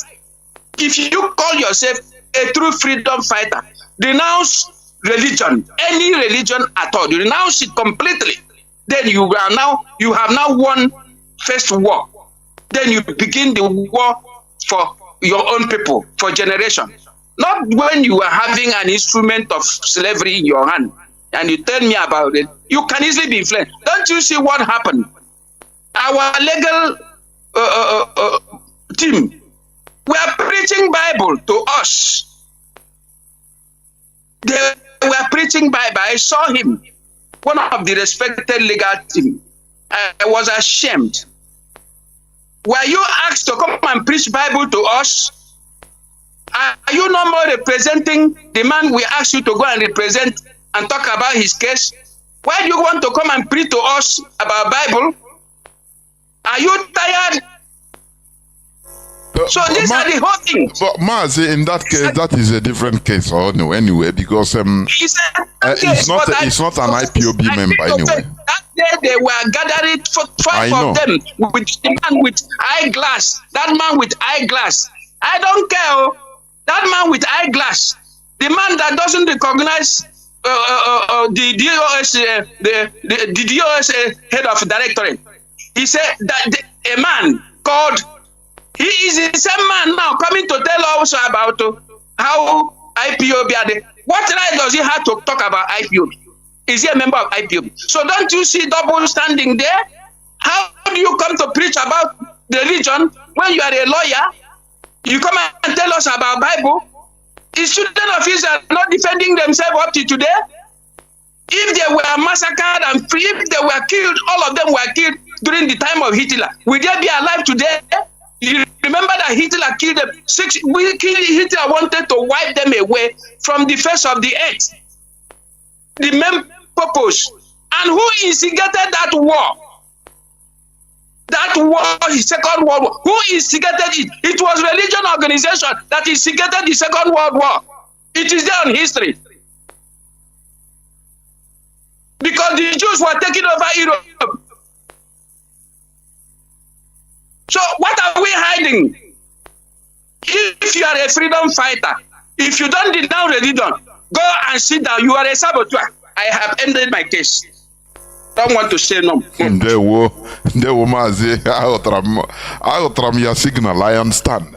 But the issue is many will not understand because that is the same thing. You know, when like some people, they will tell you, continue fighting, don't talk about this religion or anything, just continue focusing your fight against the government. Now, I used to answer like this: how can you tie a full-grown man, a boxer, he's under handcuff, hand and leg, under chains, now you are telling him to fight? With what?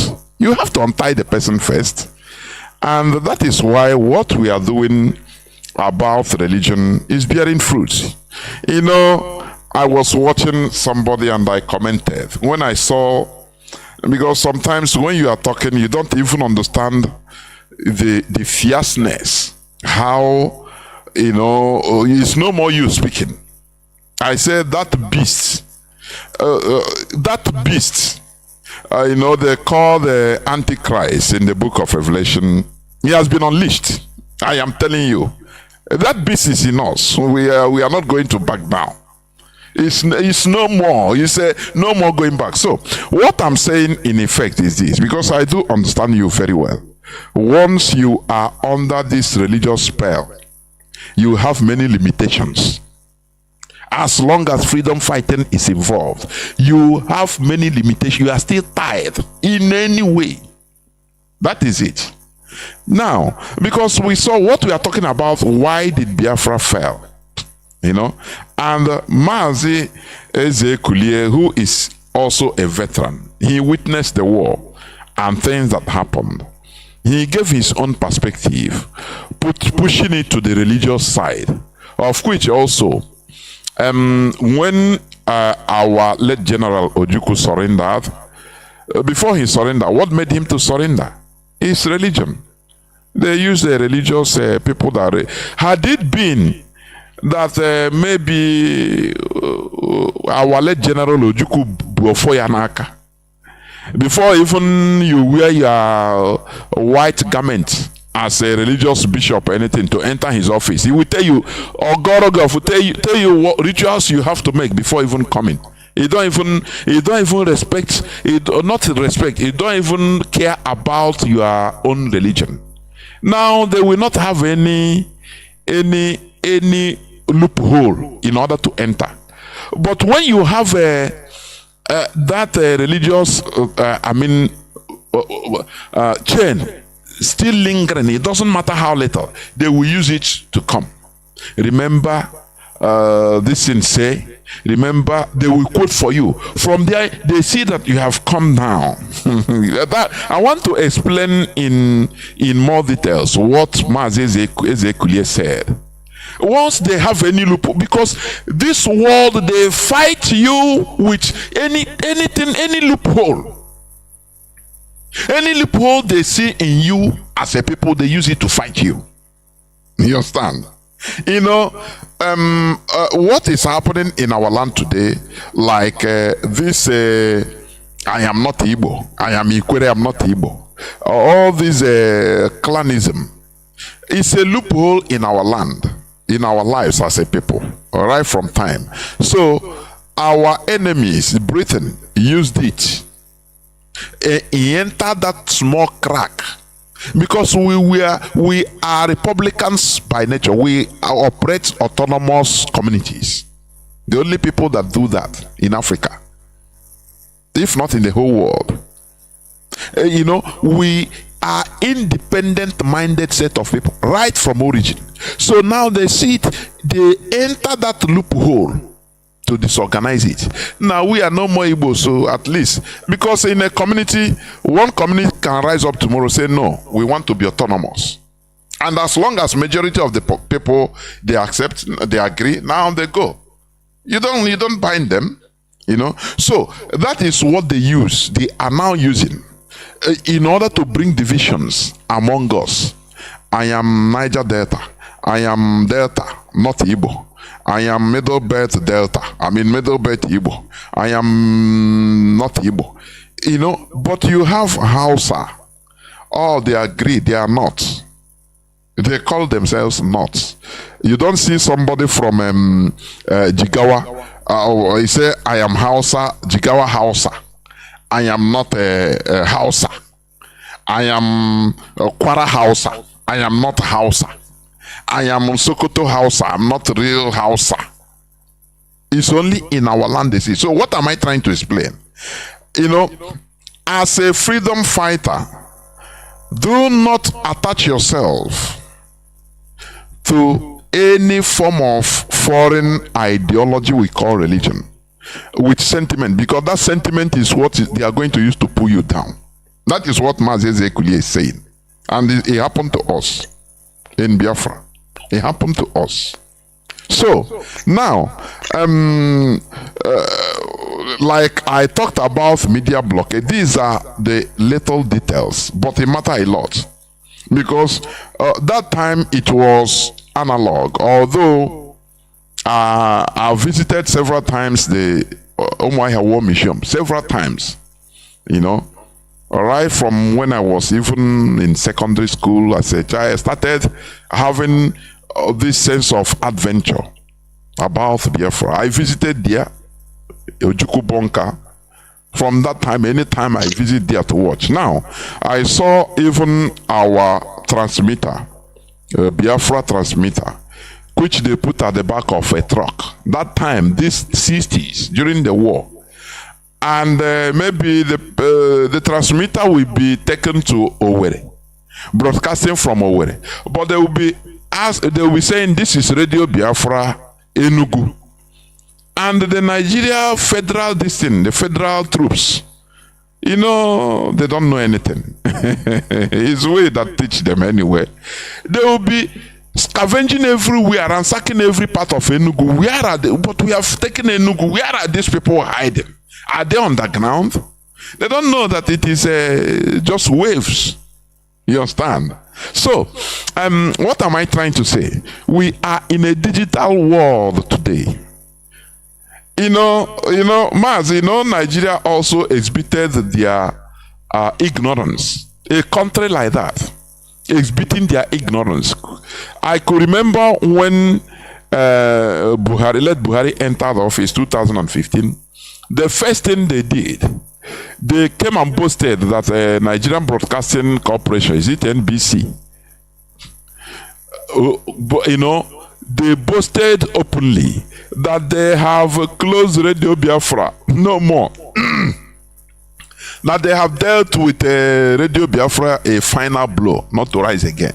When they bought the Satlink, the satellite that was hosting us from the West, they came and boasted, wrote in the newspaper everywhere, and IPOB, Mazi Nnamdi Kanu, called because they bought that Satlink and simply removed the Radio Biafra. This company is an Israeli company operating in America. What drives a human being is interest. They care about the money. A country, maybe a company that is not worth up to $1 million. Nigeria government came and bought it, whether 20-something million that time. Offer them, what will you do? You sell. Direct. And they removed radio. They bought that company, took it over, and they just remove Radio Biafra from it. They don't need the company even for anything. Just wasting money. Now that was the reason why they came and started. The chairman of Nigerian Broadcasting Corporation came and said, I can authoritatively say that we have put down Radio Biafra. No more broadcasting, no more. And they laugh. But little did they know that we are in a digital world. Radio Biafra could be broadcasted on air, even under sea. They don't know. Under the sea, anywhere you are. With mobile phone, you'll be broadcasting. I'm talking about Radio Biafra broadcasting. Not Facebook. No. That is how things are. Now, what baffled us, Mazi Ezekwili, I hope you are listening to me. I'm listening very well. I'm listening. Do you know that IPOB went to several countries to help us? That we are persecuted people. Look at, we gave them our, is it memorandum or memoranda? Our curriculum vitae, who we are, that we are persecuted. We are even Christians. Do you know, Mazi, that we went to even Christian satellites operated by by Christians. I am saying by Christians, not as a country now. No. They said, we are one of you. They are killing us. We want to be telling the world our stories. They said no. They gave excuse. No, if we take you people now, we have pressure from countries. That is why when we talk about all these things, people don't understand the intricacies, the type of things that we experience. They don't have that say, okay, I'm one day to Christy like us. They don't care. You people should go to hell. They don't care. And where we got help is where people could not even imagine it. Oh, Chineke. They made us to hate people that can save us. I am telling you honestly. They use both politics, religion, media to make us to hate people that we can run to for help, and they will agree. We went to them and they were laughing. They say, We are watching you. You hate us now. You say we are your enemies, but we are expecting you to come. It's okay. And they floated us till today, no problem. When we talk about it, people don't understand the details of things. They don't understand. They don't understand. Religion is a weapon of conquest in this world. Nothing more. Forget about mind manipulation. Nothing. So, why am I saying this? I totally understand where Mazi is coming from. That is why I'm buttressing it. So, it is better this time around we free our mind. Before getting physical freedom, you must free yourself mentally. If you are not free mentally, you cannot get your physical freedom. You cannot fight for it. Otherwise, there must be something that will prevent you. It's a must. One day, something will come and you say, it will go against that program they put in you. And you start lagging behind. You say, no, I cannot do this. Do you see it? But Mazi, I want us also to talk about this sabotage. In our land, I know during the Biafran War, and according to so many books I studied about it, also this word sabotage was introduced during Biafran War we are used, I cannot say introduced, we are also used as a weapon against Biafrans by our enemies, by the infiltrators, so that in order to cause disharmony, mistrust, anywhere Biafra soldiers are, be afraid of sabotage, they will bring this word so that you will be suspecting me, I will be suspecting you, we will be suspecting each other. No person will have 100% trust on each other. It's also a weapon. So, I want you also to talk about all those issues, if you may, so that we can open our lines in no distant time, so that people will call in and also give their suggestions or give their point of view. Mazi, please go on, if you may. Okay, Mazi, thank you, fellow Biafrans. I hope you people are listening. This radio is very important because I learned a lot in this very radio. I learned so much. This radio is an eye-opener to me. I don't just listen. Every information I have here, I go for my own research straight away. I have the smartphone. I'm always loaded in my phone. So each time I have any information or anything at all, I go to Google, I'll go to YouTube, I go to and search for it. And once you enter and begin to search, other information related to all these things will start to come up immediately. And you begin to choose. Make up your time, 2, 3, 4 hours. Sometimes you make up 2 hours to listen to the end of every information. Take them one by one. Listen very carefully. You will learn so many things there. And you'll be able to know whom you are. Because the colonial master came, remove everything about us. Remove everything. Change our name. Change our food, change our way of dressing, give us education, give us religion, give us the type of God we must worship and the way we must be worshiping it. Are you still a human being? Are you still yourself? The answer is no. You have been stolen. You walk as a human being, but right inside you, you are nobody. Now, the issue of sabotage. During the Civil War, the religion organization, the founding fathers of religion, one in Rome, one in England, are not in support of Biafra freedom. Because they didn't bring religion for us to be saved. They bring religion to confuse us and make us stupid so that they can be able to exploit our land. That's exactly what they did. That is why secretly they were supporting the war. They were financing that war. You remember how Kanu resigned as one of the knight of British, what do you call him? What do you call it? British knight of what do you call it? Empire knight or whatever. He resigned and sent back everything about that particular statue as a sir. Kanu. He rendered it back to Britain. I said, I can't take it. He accused Church of England of complicit in the genocide. He accused Church of England of being behind the genocide, of supplying weapons to Nigeria side. And when Church of England was involved, what do you think about Church of Rome?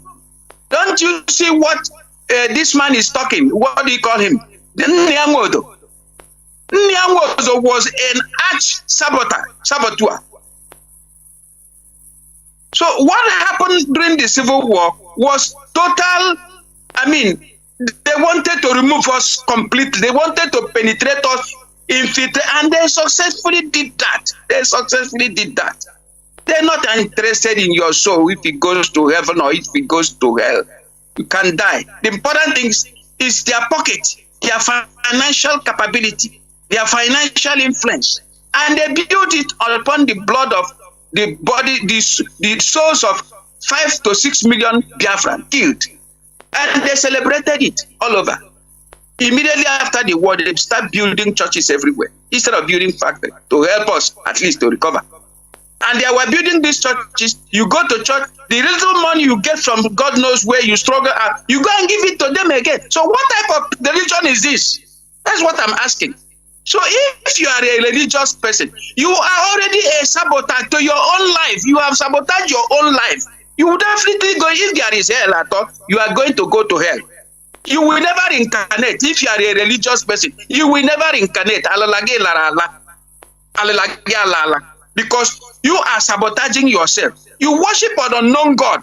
They tell you God, G-O-D. Gold, oil, and diamond. Gold, oil, and diamond. That is the God you are worshiping. That is why everything about that God in the church is material. Money, money, money. We will build church here. We will build cathedral here. Are you building for who? No industry. Imagine somebody went and built brewery. And in his own state, there is this Nigeria bottling company that has been closed. He never want to go and revitalize that bottling company. And you go to build a brewery that needed bottle. And you keep washing the dirty bottles, recycling dirty bottles to come and give it to us as a drink. What type of thing is that? So what I'm saying here is that you are a sabotage when you are a Biafran or Igbo man. You are involved in any religious jingoism. You are already a sabotage to yourself and to your generation. You have sabotaged everything about yourself. Until you denounce it, you begin to know exactly whom you are. Your chi that was inside you, they stolen, they take it away, will come back to you and begin to direct you. You see, your problem will be solved. You see that problem, you ask the unknown God, that is, you don't know where the God is at all. Now you are looking to heaven. They tell you their God is living in heaven. That heaven you are looking at, there is also this satellite they are mounting there that is even watching you. Maybe it is the satellite they mount in heaven that you are worshiping. Because when you are praying and you're looking at heaven, the satellite is also watching you. The satellite which they use in searching all the mineral resources at your backyard. Whenever they found anyone, they come and clear that village and send you to a refugee camp. And then they begin to scavenge for mineral resources at your backyard. This is what is happening to us. We have to, I repeat again, we have to, with due respect, we have to denounce. Denounce religion. We are finished as a race. That is what. Let me speak it in Igbo for those who doesn't. Mazi, before you conclude, you know, you are talking it as if absolving we the people of any responsibility or any mistake. Because when we talk about only religion, it seems that everything is from outside. So what about our own errors or lack of vigilance in different ways? Like I talk about sabotage, of lack of proper preparedness, media blockage, all these things. So that we can also take precautions, and because as you said, without knowing your past, you cannot know where you are going to. You understand? So, but when we continue talking about, how they want to establish, yes, that is, our enemies will always try to do something, but there are also ways or mistakes that we have to say this is what we made, so that we correct it. Mazi, like as I used to say during my broadcast, South Sudan that is free today, they fought for 39 years. It's not a play. A brutal war also. When you study the war of South Sudan, it's highly brutal. But they resisted. That resistance. Why didn't we have that type of resistance, Mazi? Is it that because we love too much soft life and to the detriment of our collective freedom? Is that so? When you are talking, let us also talk about our own mistake, so that we also understand in order to correct the mistake, if any, instead of pushing it to other people, our enemies. Okay. Our enemies. Go on, Mazi, because I will soon open the lines. Go on. Right. Mazi, there are things I don't want to say here, but I will just pinpoint a little part of it. You see, why did Japan refuse religion? Why did India refuse? Why didn't they take their religion to Arab, to Saudi Arabia? Didn't Britain created Saudi Arabia? They choose that family to become a kingdom. They created Saudi Arabia and handed it over to a family, and the family is ruling that place. Why didn't they take also the religion to them? That is my question, number one. Number two, there is this thing that happened in Japan. One of the king of Japan accepted this religion from the Portuguese. The Portuguese came in there and relaxed themselves. For 15 years, the Portuguese were in Japan. They built 50,000 churches in Japan. Go and Google it. Go and read this history. 50,000 churches they built in Japan in 15 years. And what happened? A man called Tokyo become king. And he looked at the situation and said, what has happened to us? He began to realize what has happened, has really happened. Sorry to say it. Ya kpọkọ ndị agha niile gbam tụtụrụ ndị ihe niile aha ndị efe white aha niile gbuo isi 50,000 churches gburugburu so ha Chineke ekwena. They go back to their ancestral way of worship. Today everybody wants to buy Toyota, Kawasaki, Honda, this and that, Suzuki. Japan is the most developed country, most sophisticated country. They jettisoned that religion. It was done by one particular man, and they give his name as Tokyo, as the capital of Japan. Before, the name used to be Edo. As capital of Japan, they changed the name in remembrance of what that man did. It was at last they realized that what that man did was a marvelous thing. And you know the reward Japan got for it. was Hiroshima bombing and Nagasaki. I just stopped that way so that if you have your thinking, you will think. I know. I understand. So that is the whole issue. You see, we have been trapped. Each time I look at some people you call intellectuals, you see the way they mingle with religion and every other thing. You look at them and say, what really did you study? Did you even study about yourself as a human being? That is why even the education they brought to us is also slavery, in a way, because you are moving round and round, just like that chaplet you see. You see that chaplet, both of the other religion organization and the other, that thing is round. You move from one end to the other. You keep seeing yourself turning around and you can never make progress until you break that thing off. It's like a chain. It's like a chain. You are holding it in your hand. You're praying from one end to the other. You're praying for it is well programmed something. You have to be moving around and you will never make progress in life. That is what is holding us. What do you want me to say more? What do you want me to say more? Do I blame the people?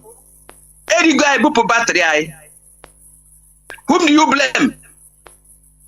As I'm speaking to you now, I send money to one of my sisters, and she said, God bless you in the name of Jesus. Oh my God. And so I don't want to quarrel with her. I just keep quiet. So, my brother, let us talk about this issue. If it is I said it last time, if it is the only thing we achieved, let it be. Because you see this Biafra we are pursuing, the religion organization are against it because they know they are all soil their hand in cheating and milking the people. They know that ignorance in the people will make them to be living very well. They keep telling all those fanciful stories that does not exist. From their generation to generation, they will be milking and living fine. And the people will be perishing. Imagine, Ebube Monso have carried his church to crusade to Austria the other day. What are you going to do in Austria? You are taking crusade to Austria people. The people that run away from persecution in Nigeria and go to live in foreign land. You are taking religion to them. Crusade. The man don't even know the meaning of crusade. The war of cross that was fought by Constantinople, the forceful compassion, the jihad of Christian jihad, that they kill children, old and women. So if you don't believe in their religion, Constantinople, they kill you. The war of cross. To become what? Do the Jews kill people to become religious? The Jewish people were not even religious. They were doing the way of life, the way of ancestors, the ancestors gave to them, the pattern how they have to live in order to please their own God. In order to please their own God. And these people that brought religion went there and destroyed all of them, take them captive. Look at what is happening today. They also have hand there. But what did Constantinople did? Who changed the name from Philistine to Palestinian? Who helped one of Muhammad to destroy the holy place? The Solomon temple? Was he not involved? Who brought the financial support? That very particular place they say is a holy place for Islam. Under it is a temple that was built by Solomon. It is not. This is the same with the religious organization. Why are they hiding? The time has come. Now the chicken have come home to roast. Look, Mazi, they created a serious problem in the earth. These people, I don't know from which planet they come from to come and take up a human skin. The problem they created on earth. And they are planning more and more. Now they are talking about artificial intelligence. The artificial intelligence is to remove you completely. The human intelligence will no more be acceptable. Now when you click to artificial intelligence, you are no more nothing. Then robot can do every other thing. Look at the way they are moving. We look at where they are going. They want to change everything completely. So what do we say? Do we start blaming our people? We who call ourselves freedom fighter are the people has to show by example. Then you have to be free before you can free other. Not when you have this instrument of slavery, instrument of spiritual slavery. You tell me that you are fighting for which freedom? You can be used. They will come and tell you, don't you see how one of the erudite barrister was talking? He was preaching peace. The man was extraordinary rendition and put in jail. Has he been free? The answer is no. Why will you come to tell us those rubbish? Do we need that preaching? Let the man be released. I'm not coming to preach us about Bible. What are we talking? Are we joking?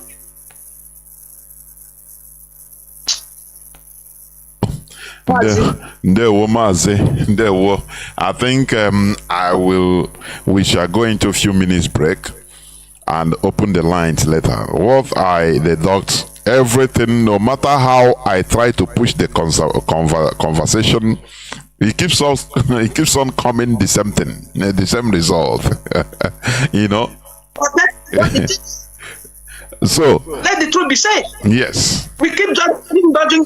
How long will you be dodging it? Yes. This is the main center of gravity. They are the people killing us, hiding. They are the people destroying our society. Our towns and villages have been destroyed. They don't care. Widows will go to church, they will exploit them. Ask them for tithe and offering. Mazi, continue. For people that are listening, I understand our veteran. Truly, I understand him. Because I try to push the conversation east, west, north, south, it come the same thing, the center of the gravity. Because why he's saying this, if we are galvanized, we can only be galvanized by our natural system. The same way the Ekumekus did. When you are controlled by foreign religion, you cannot fight. You cannot resist for so long. It's impossible. They will try. These people, our enemies, are smart. They know your weak point. They will go through there. Once they quote for you, do this, use come like angels of light with what you believe as a religion, which they put in you, you will fall. They know you will fall. They know. But once we are on our natural system, our own way, they don't know it. And that is the only thing that can really, truly galvanize us together as a people. That it will galvanize us together, keep us unified as before, so that you don't fear each other. I could remember when, like in our communities, sometimes you can kill maybe goats and abakona will be nama ekeano ejimanyo mazi hot all those things. Everybody will carry a plate, go. No person fears each other. Because at that time at least we conserve our natural organism, our natural values. Not today. We have been divided into pieces. When you talk, this one say, no, I'm going night vigil with unbelievers. No, I cannot. To irreconnect with the unbelievers. Only one excuse that they have crusade. they divided us into pieces and caused hatred, confusion between brothers. That is what our veteran is trying to say. So, how can we carry this unity in order to fight for freedom when you are not free? Free yourself first. We must free ourselves individually from the cage we are in mentally. Once we free it, you become as a footballer, you become light. You cannot. I could remember if we are going all this match, they will tell us, our coach, our teacher that time will tell us, don't eat akpo, come here, or don't eat akpo, come. Here you be here. Because when you become heavy. But when you eat light something, now you become light. Like what our veteran is saying, I do completely understand him and the passion. We free ourselves mentally so that we become light, so that our enemies will not have any point in order to weaken us. You understand? Not have any point in order to weaken us.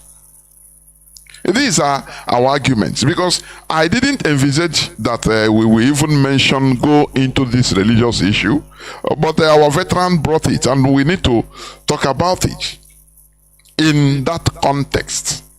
I am telling you. I listened to Mazi Ekene of Australia earlier today when they were on. He said, why do we give our cheap support, our support very cheap, blindly, because of sentiment, because of religious belief, like what is happening in the Middle East? Why? It makes us so cheap. Why can't they support you because of also they others?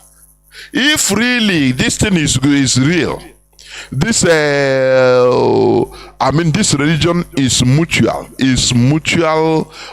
for mutual benefit or for symbiosis, where you gain, I gain, everybody gain. Why don't they support us? I said earlier, IPOB tried to use a religious sentiment now, on Dioka, Kaiga Kundioka, Kahalink Urai on satellite. And they should understand. They say no, they give excuse. No, I say, what is happening? Ndioka like us, we could satellite. Just put the radio Biafra there, they refuse. So now, how do you want us to think? How do you want us to think? We should support who supports us. Who cares for us, we should care for him. We should learn how to be request equality in practical. We should stop being sentimental. Like what is happening in the Middle East. What is my problem? What is my concern there? They let them iron it out with them. We are freedom fighters. Any place we get support, we take it. People that support us, we support them. I had, unfortunately, one time, one of us made a very, can I say, awkward assertion. I should put it like that. That, Israel, they supported us, they put our leader when he ran away from the zoo and he surfaced in Israel. So he put it as a credit. Where I was laughing. I said, no, we should be intelligent. I'm telling you honestly, we should be intelligent.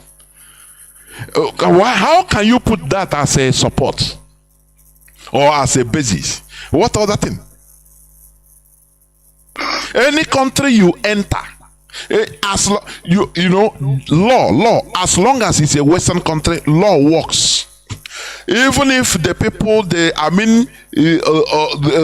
people, or let me say, you are against that country in your ideology, they will not just expel you. You are in a problem. Their law say is what they respect, not that they love you. Now I put it, I say, look, if this is a basis of love, Mazi Nnamdi Kanu has British passport. He lives in England. It's England that give him passport. After all, they posted his passport. They sent him his a British passport or traveling certificate. He came to London. They didn't kill him. So it's love. England love us also.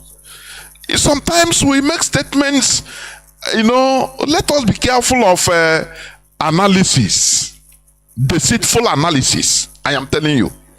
What works is law. Mazi Nnamdi Kanu is in London, is in England, fighting, talking, always broadcasting, talking against the Queen, against England, what the atrocities they are committing. Do you think they are happy?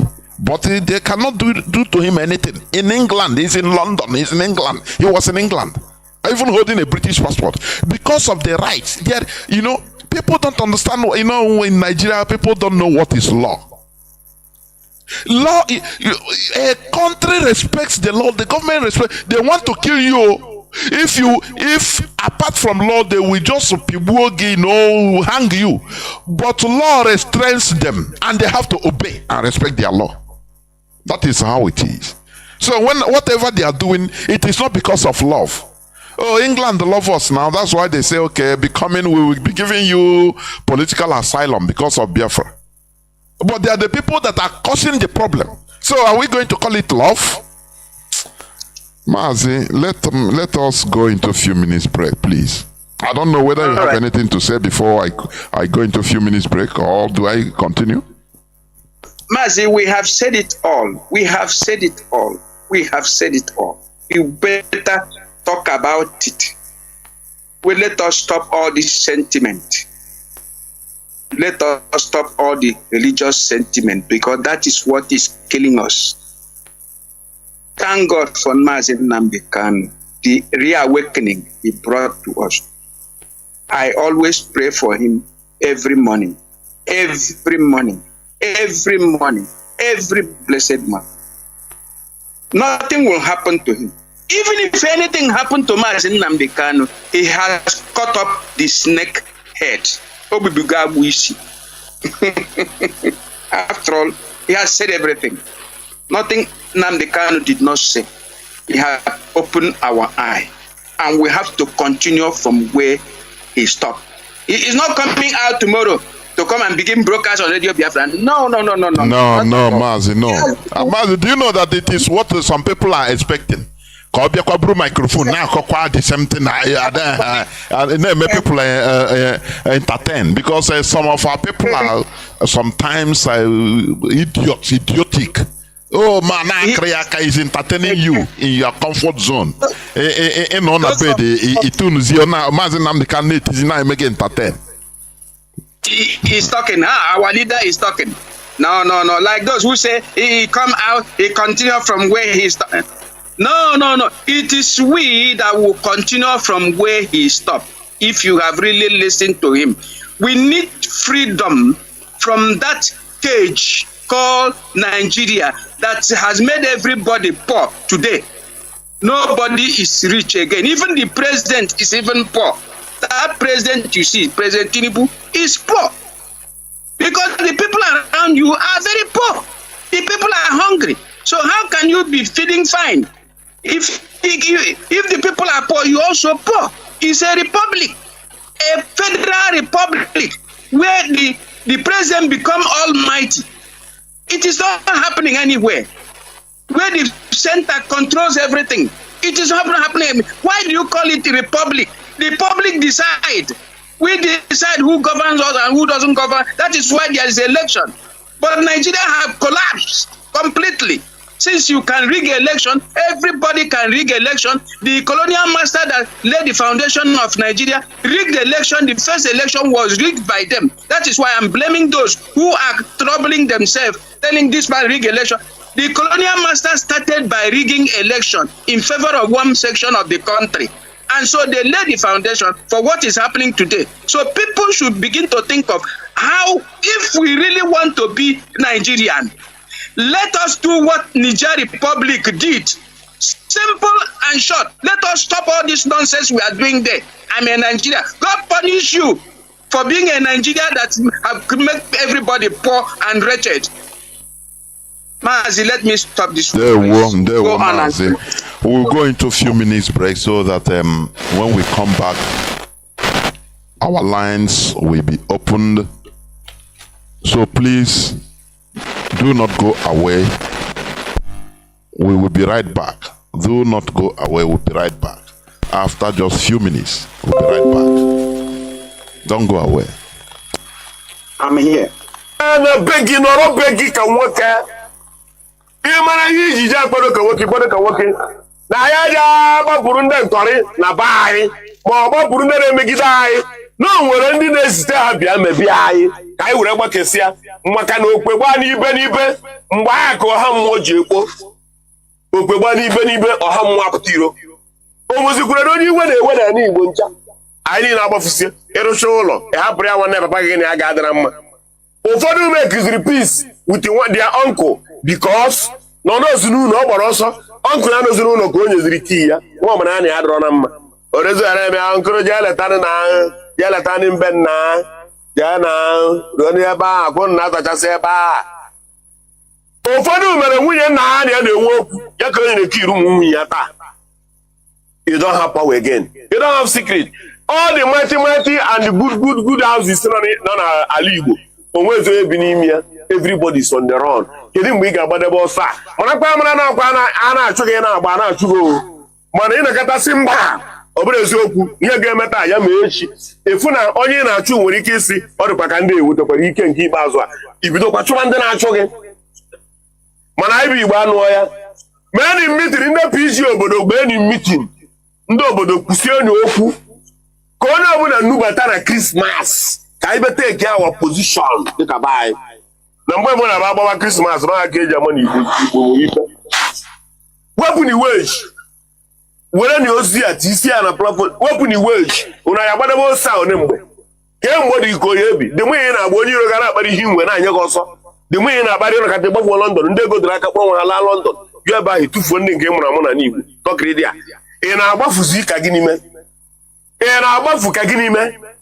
ọ bụ otu anyị onye ọbụla na-agba Sọndụ onye ọbụla na-agba anyị na-agbafu ọ ka ndị nna ya tiri gbaa ya iwere kaburu onye obodo ebu ka ọ bụ na ịma na challenges dịbara gboo otu a ka nna gị siri gbaa ya iwere bụrụ onye obodo unu otu a ka nne gị siri gbaa ya iwere bụrụ onye obodo unu o were ruo na tọnụ nke anyị onwunwe ihe anyị menwu anyị ewechigatakwa obe anyị asụsụ mba Igbo ka anyị kọkọkwụkwọ na aka ọnụ kedu nke bụzi ndị anyị ama ndị ha ba beteki obodo anyị ụna nọrọ ebe na-esi mba dị iche iche a na-ekpobatara anyị ndị na-ebe eteki over our place eteki ya Igbo ewere Igbo abụrụzie ihe sọrọ onye omebe gịnị mebere anyị egboka ido ya wa kedu ihe mebere anyị egboka ido ya wa na egboka ido ya wa bụ na Igbo egbocha nke iji bụrụ Igbo usoro ofu ebe tiwa ka e bụrụ si etiwa nke ikpeazụ a ndị nne nna ya adịrọkwara ụnụ hapio ndị isi adịrọkwara ụnụ bụ ụmụ Igbo hapio ala ịzụtụkwara ụkwụ adịrọkwara ụnụ hapi ala Igbo na-ewe iwe o mekwara ebe edere na akwụkwọ nsọ si abụrụkwa m ihe arụ mmadụ ibi were ihe nketa nke nna m ala Igbo na-ewe iwe n'aka ụmụ Igbo ala Igbo na-ewere ụnụ iwe ala Igbo ọ bụrụkwa otu aka nna ụnụ ha si zọta Igbo mana onye ekere na ọrụ eke okere ọrụ onye ọbụla bụ onye mara nke ọya dị ya dị onye mara nke oyi emenwe ome etinyere m mgbu nke m saa aka mụnwazi na onwe m tiri mkpu a na-agbakwa gị na-echetakwara gị ebe isi ma na-eme ka ị mata na ifurọsọ anyị na-agbaba anyị ifurọsọ anyị na-agba n'Igbo be anyị kọntinu osi otu agbaba ọsọ a o ji emesịa mmadụ anya kwụzi mmadụ n'ụlọ ana Igbo agba nwaanyị mgbe aha na Igbo gburu nwaanyị ndị iro a bakwute gị ha kuchie ụmụ nwaanyị anya niile kuchie ụmụ nwaanyị niile n'ebe a mụra ha nwa ka esi achụ mmadụ n'obodo Igbo na-eficha ka anyị mụrụ na anya Igbo na-eficha abụkwa big boys and big men Igbo na-eficha all the big boys and big men let them come out ka anyị maa na ya mere be anyị ka anyị nupụ ni once wepụ wage ka anyị nubatazie ka anyị wee malụ ma ọ bụ ha kachasị anyị niile bụ na Igbo ma anyị nata gọọmenti na-abanye anyị na Naịjirịa ihe a na-abanyere anyị bụ na anyị gbasa nkịtị maka na ka ha rabụ gọọmenti ọfishals ha niile aka ndị Naịjirịa si hol ihe ọ bụla iwe were ndị mmadụ ekwuo iwe na-ewe anyị ndị mmadụ ejume road ha alakpuo si mee ya otu a na Igbo unu ekwekwara ka ha planụ n'Igbo ndị a na-enwe long term project projekti ha na-eto ogologo ọkwa gradually o bụrụ ga take over everywhere ịbatazie asị kama okwu ya ese ha were some portion, kama okwu ya ese ha were nka, kama oyi ese ha were nka. Mgbe i bidoro na asọbụsi ihe inwere inye nka inye nka inye nka, obere oge a gwara ụmụnna kwen ya ụmụnna kwezuo na ha nchere na-ekwere gị ya nwa na gị na ha abụọ the same tribe, nwa na gị na ha esi agbụrụ ofu agbụrụ, nwa na gị na ha ara efu okwu, nwa na gị na ha ara asụ otu asụsụ. Ihe a m sụrụ kịta bụ asụsụ ka m sụrụ.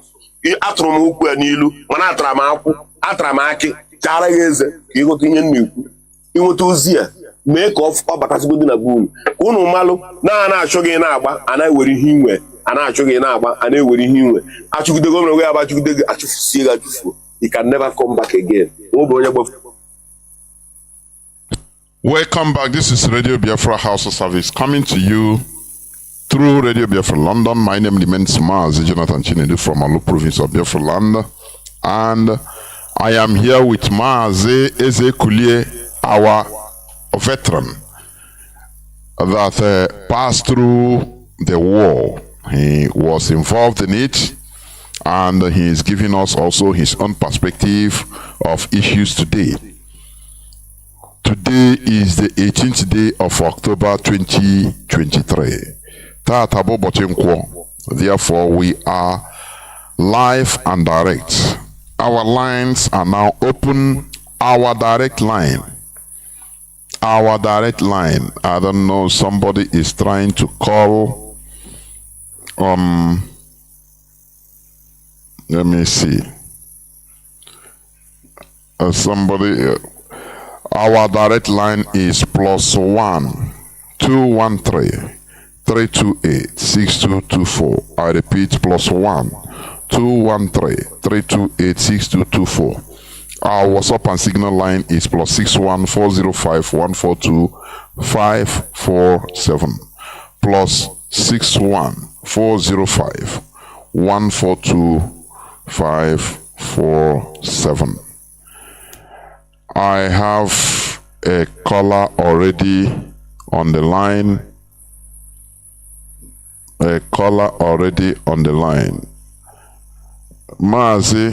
Mazi Ugo, can you hear me? Let me see. Mazi Ugo. Yes, Mazi Ugo. The line, you call me anyway. You'll be fast so that I'll go back. Because it's with the same line I'm handling issues with Mazi. Sorry about that, Mazi. Yeah, well, go on. No problem. Thank you very much, my big brother Mazi Jonathan. I salute you for your good job that you are doing. I say, guide and protect you and protect your family. Onion do as well. I say, anywhere he is, man.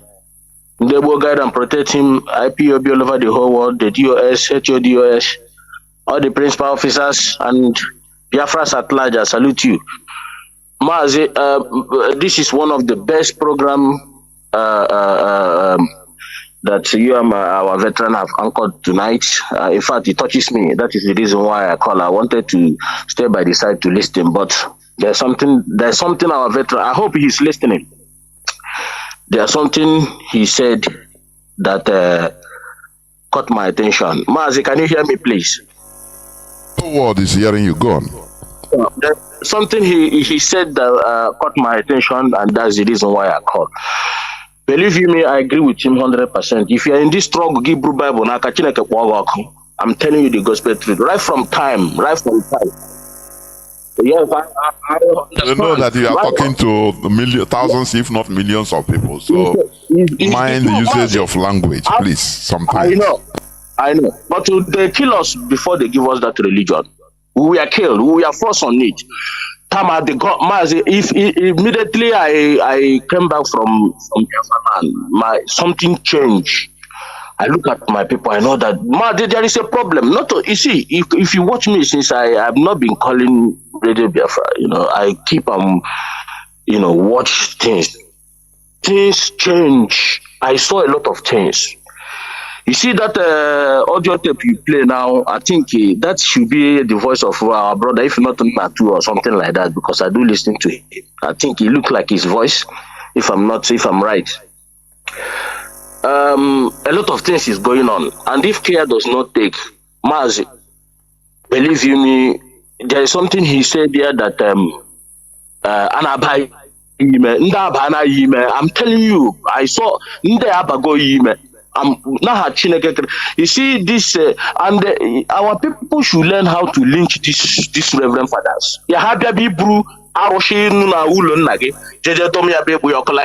One of those ones I say came to pick up something that our ancestors skipped for us. We lynch now. You lynch them. These people, I have told you that these people are the problem. These are the problem. These people are the problem we have. There's no two way we can debate it. Anybody that said that we shouldn't talk about religion, that is entirely. I knew that this is the source. These are the problem we have. This and the cross our guy. There is nothing there. Those things are fake. You have fake. Britain give to us. There is absolutely nothing to hold there. Well, Jesus Christ is not coming today, tomorrow, and also, if you like, call him. That man does not exist. He's a fraud, and he remains for. I've been telling. Mazi, please, for clarity's sake, when you are talking, this is Radio Biafra. You understand? It is not a private.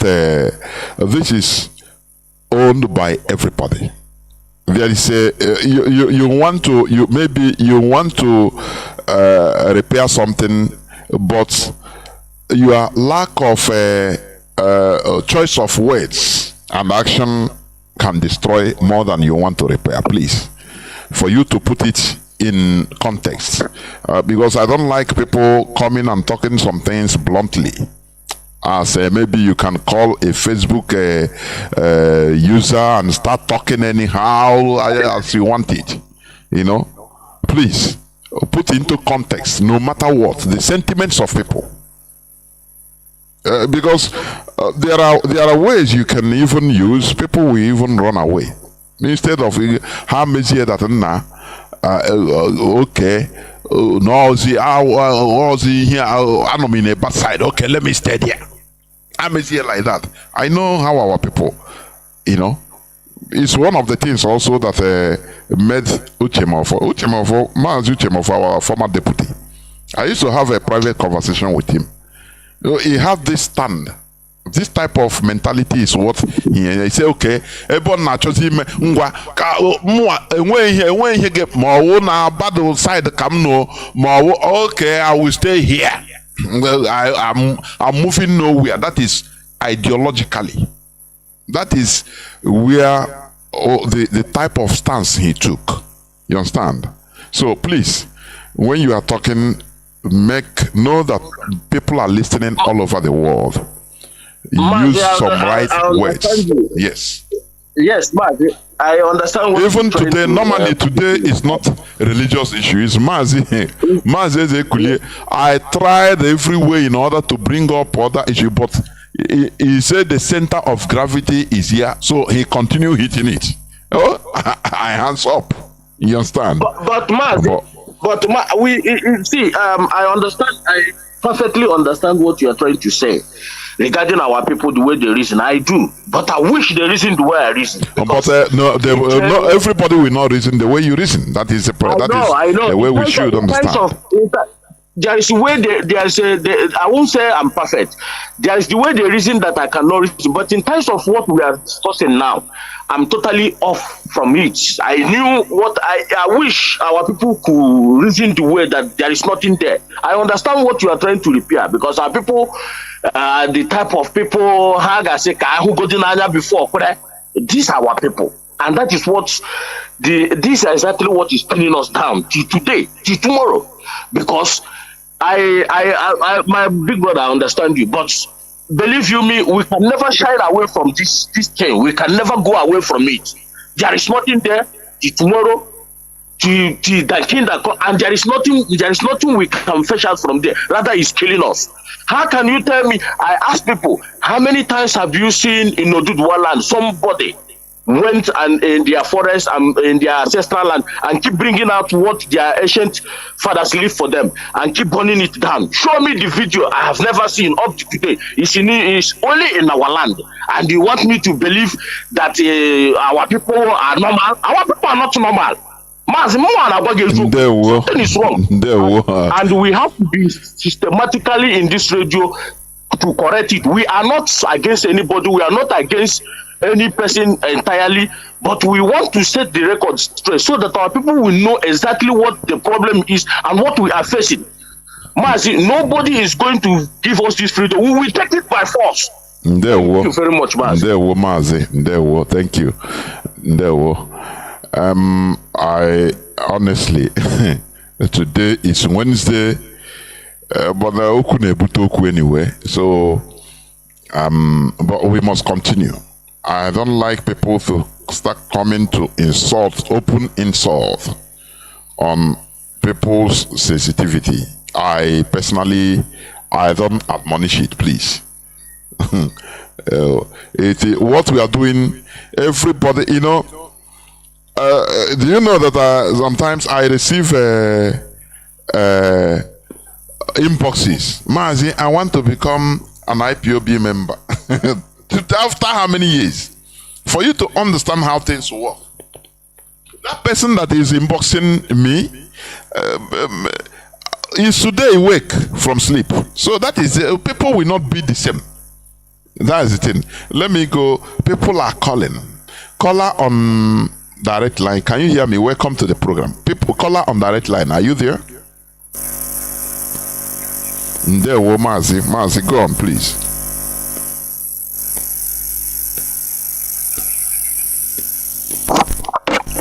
I'm from Abba Province, Biafra. I'm from Momo. And then the veteran to go to the center of the graphic. Then the Jonathan, one more Kela, Kapuruga. We are Biafran before we try church. Then the Jonathan, I want Amal. I about church, no more. Amala beach in a church. Today I'm an Amala church. To pray a good church, by the way, why did they tell us that our own way of our tradition and our culture, see women as the water? I never had a shame. What are the two we are?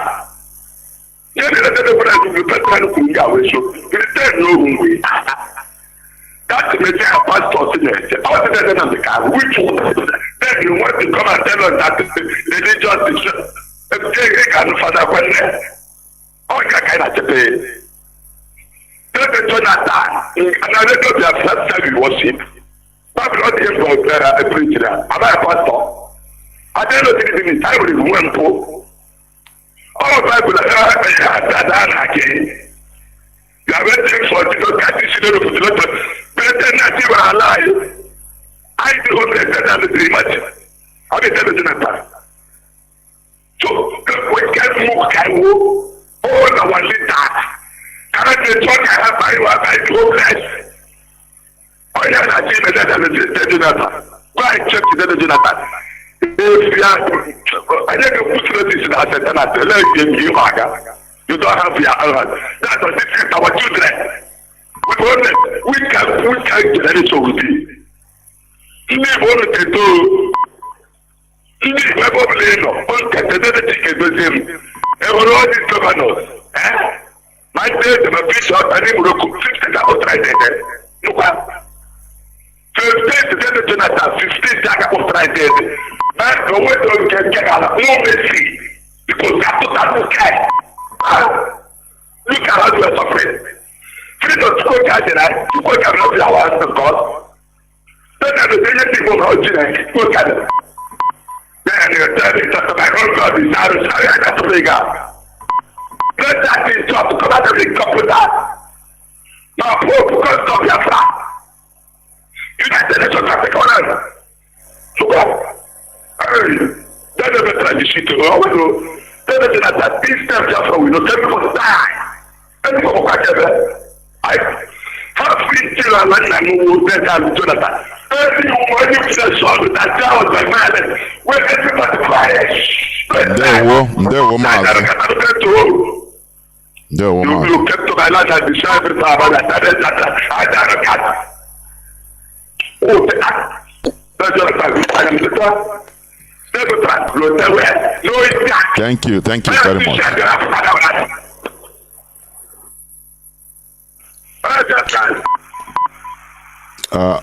Let me, sorry, callers that have been lining up waiting on signal and WhatsApp. Yeah, let me. Can you hear me? Yes. Mazi, go on, call on direct line. Go on. I'm hearing you. It's off. I don't know. The whole world was hearing you. Can you hear me? Caller on direct line. Are you there? No. Now let me come back to callers on WhatsApp. Welcome to the program. You have been there 13 minutes. Caller on WhatsApp, please go on. Caller on WhatsApp, can you hear me? Mazi, I think Mazi Chuku. Thank you very much, Mazi. There were Mazi, go on. Hello? Yes, Mazi, go on. Mazi Chuku, go on.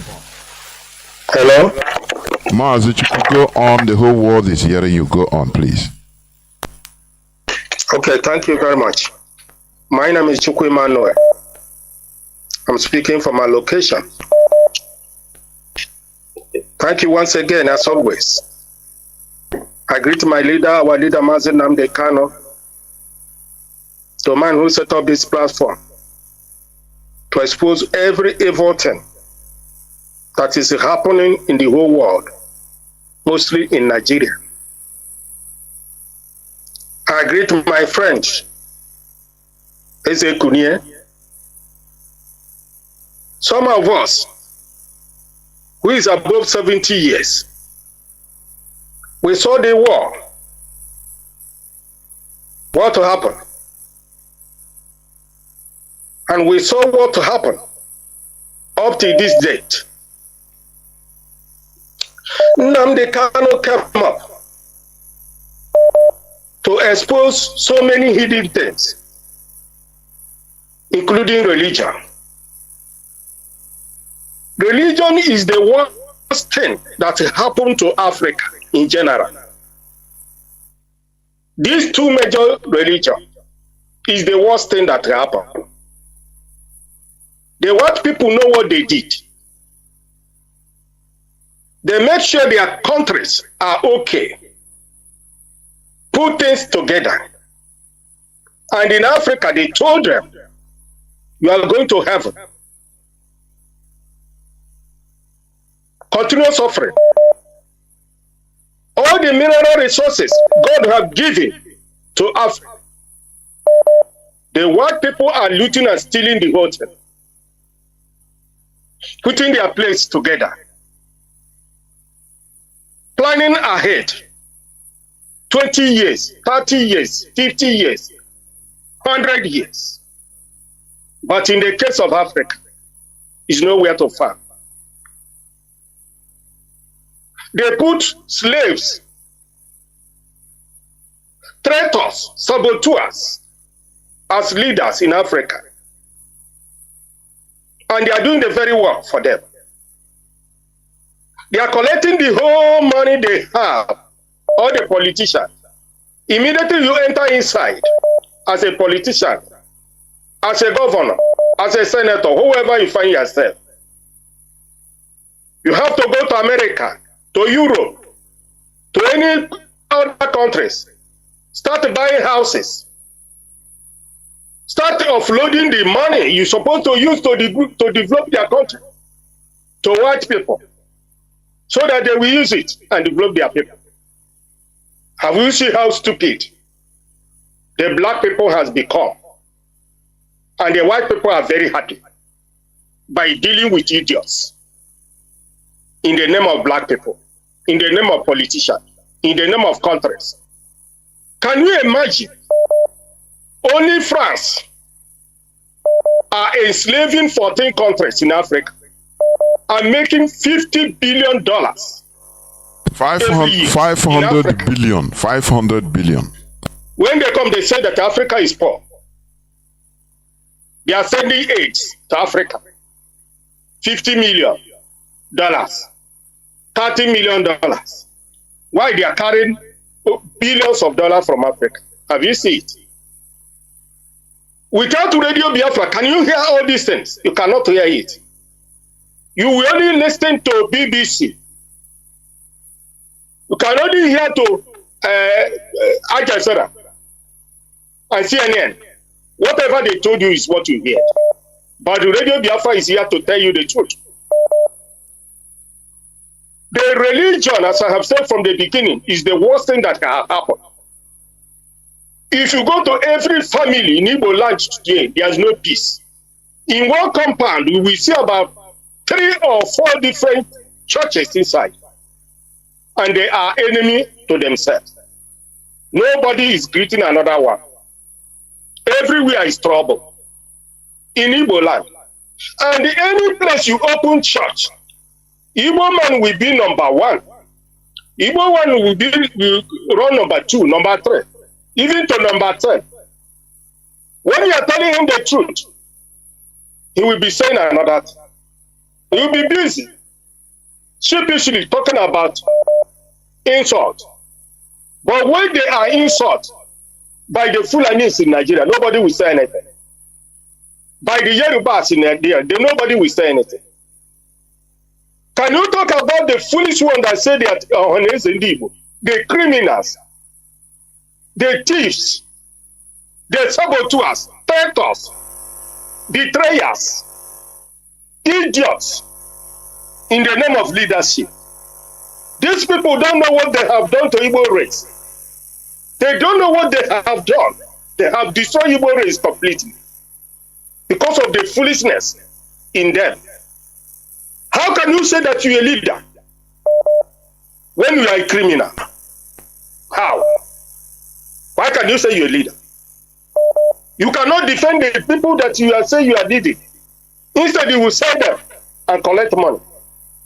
Before I forget, Sodom and Gomorrah was destroyed according to the history in the Bible. Let me tell you, Sodom and Gomorrah is far better than Nigeria today. Sodom is far better than Nigeria. Nigeria is a country where human beings are harvesting their organs and shipping abroad. And a lot of idiots are praying for continuation of Nigeria. Have you seen how wicked? If you live very close to any church in Nigeria, you cannot hear anything than money. Who will bring it 5,000? I need 100 people that will come. Let us pray for them. The foolish one will come. And they tell you, drop your own in the offering box. They will pray. Another set will come, 2,000, 1,000, 500, 200.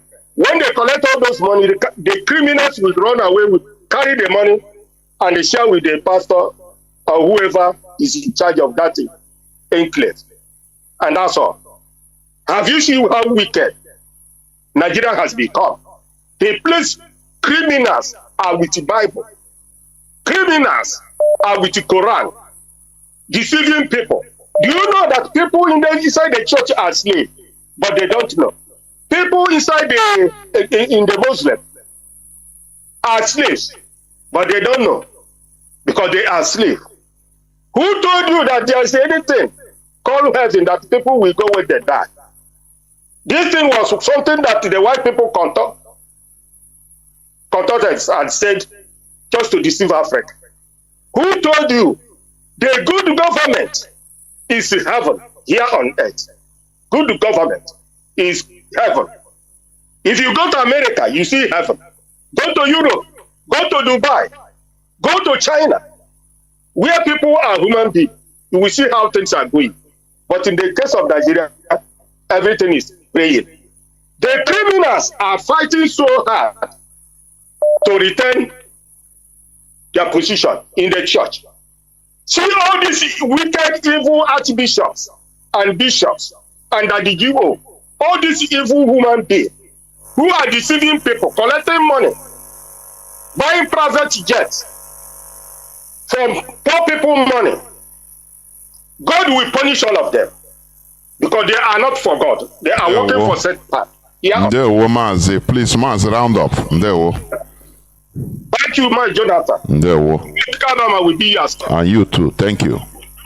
I don't know. People should also understand the topic which we are discussing today. I don't know how this Mazi Ezekulie is you that deviated it to become religious discussion, you know. And there is something I want to say, Mazi. There is something I want to tell callers. Why is it that it's only on this my platform people will come and start expressing? I used to listen to other platforms. They don't talk. What is it? It's when we talk about cowardice, why can't you call another platform on Radio Biafra to also express yourself like this? Mazi, what I'm saying. I used to listen to other platforms on this Radio Biafra. Other platform. Yes. Other platform. Let me be clear to you. Yes. Now. Other platform are not the same thing with this your own platform. What makes it different, please? I want to know. What makes it different is that you talk about the center of gravity and people begin to realize every other problem we have in Igbo land, in Biafra land, is anchored on religion that the white man brought to us. It is a complete scam. Now, Mazi, and they use let me ask this. If, for example, other platform in this Radio Biafra is not talk, because I used to entertain opposing arguments. I love it. Yeah. Why not even people call and start telling the person, the anchorer, that look, if they cannot shut you down, now people will hear. Why not also call and start proving or talking, about the center of gravity? Because I used to listen to people talking or calling in. You understand? So what does it mean? Is it hypocrisy on the callers or the listeners, or what does it mean? Because this is the same platform. Why is it that if it is on here on my platform now, people call and express themselves very well, but when it comes to I say I used to listen. Now people will call and the way they will be talking, are you trying to make the anchorer maybe happy? Oh, that is part. Is it not part of the cowardice we are talking about? Why can't you say, oh Mazi, look my stand. This thing, the way I want you to challenge me with facts and figures. Why not challenge another person the same way? Say, Mazi, look, this way you are saying I don't agree. Look, it cannot shut you down. So that is what baffles me also, Mazi. The reality is coming out to play. The reality is coming out to play. You don't even know what Elohim used you to do in this Radio Biafra. The day the first time I listened to you, it's like the first time 2014, I listened to Mazi Nnamdi Kanu. I begin to know why 42 years ago I renounced religion. 42 years ago, 1981, I renounced religion completely. I used to be a financial secretary. I used to be a treasurer. I used to be an interpreter. I used to be so many things in the church. We used to do night vigil. But after some time, I watched what was going on. I discovered that these people are saying something else and doing another thing else. I begin to revise whatever thing they write in the Bible. I discovered that I'm not supposed to be here. I don't belong to this place. When I left, I don't go to church again. They came to me, begin to ask me why. If you see the way I asked them to leave before I give them a dirty slap, all of them, there were 5 in number. So from that day, I begin to look into myself completely and ask myself, who are you? And immediately I become successful spiritually and physically and otherwise. I begin to know that I am a human being created with certain spiritual power to be on earth here and to help the humanity to grow. And I have been helping humanity no matter who. So what I'm trying to say is that this is topic of religion. Don't be surprised. Anytime you spoke, it will always revibrate. People will begin to talk about it because people are beginning to know the truth. It is in this your particular platform we begin to talk about this religion issue. And that is how I came into Radio Biafra as calling. They understand me? So don't be annoyed that people are not challenging. How do you challenge the reality? Truth is there. The truth you have just spoken. Anytime you come up, this is what will come up again. Because truth is your complete.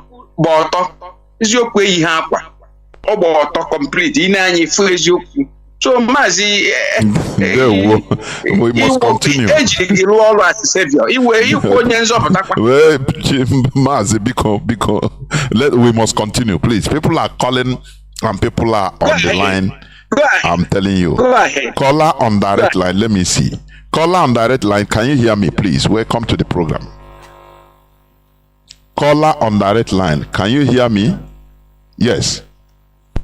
Yes, I can hear you, Mazi. There were Mazi, please. Greetings to you, my beloved brothers and sisters. My name is Hugo, and I'm calling from the blessed land of Biafra. Mazi, you see, I decided to addition my voice on this because, like what our daddy just answer you now, I think he give you a very good answer of the question you asked. Let me say this. Our leader, Nnamdi Kanu, is a great man, and there are so many things that makes him to be a great man, which it is very, very difficult for you to see a person that will achieve something like that. Let me tell you one of the things that our leader did that makes him much great.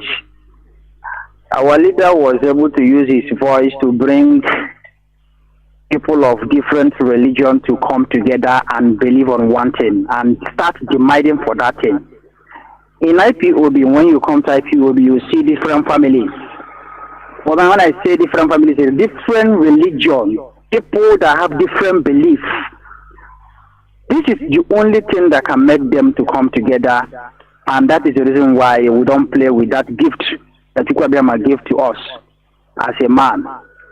His name is Mazi Nnamdi Kanu. So, Mazi, your program, you talk about religion, and religion is very, very, very, very delicate. The reason is because, as you people are saying, when you go to a particular some families, you will see brothers and sisters, they are not in a good time. Sometimes what this one believes, the church that this one is going, is not the same with this. And for that reason, you will see the other one saying, just because he's not our member, he didn't believe on what I believe, I will not participate in what they are doing. This is one of the things that I can agree with you people, that this religion has done to us as a damage. It brought a lot of discrimination.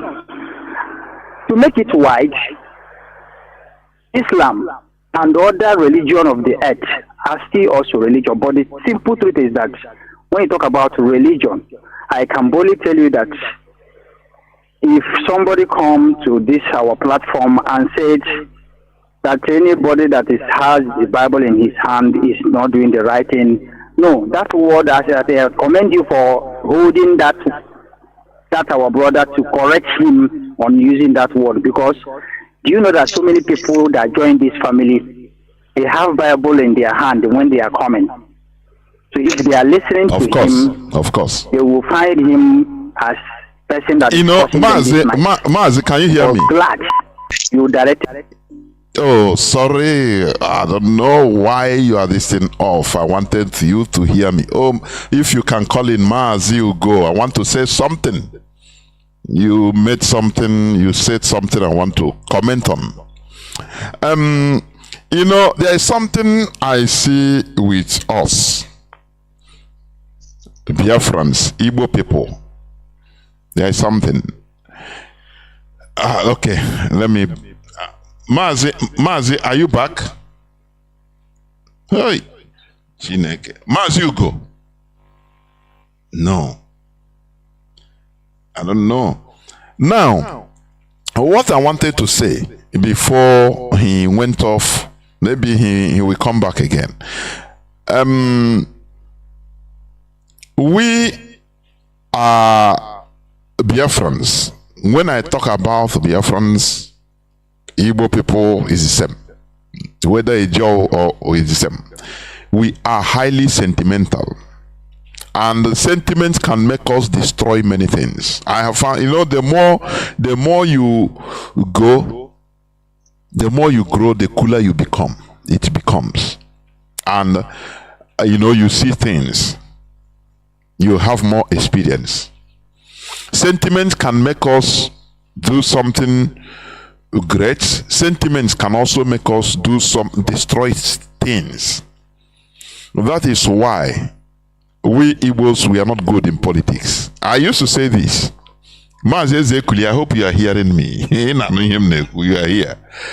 We are not good in politics at all. This world is a world of politics. Mazi Zekuli, there is something you said sometime. You said there is nothing like evil or good, or it depends on how you present it and to the interest of the people.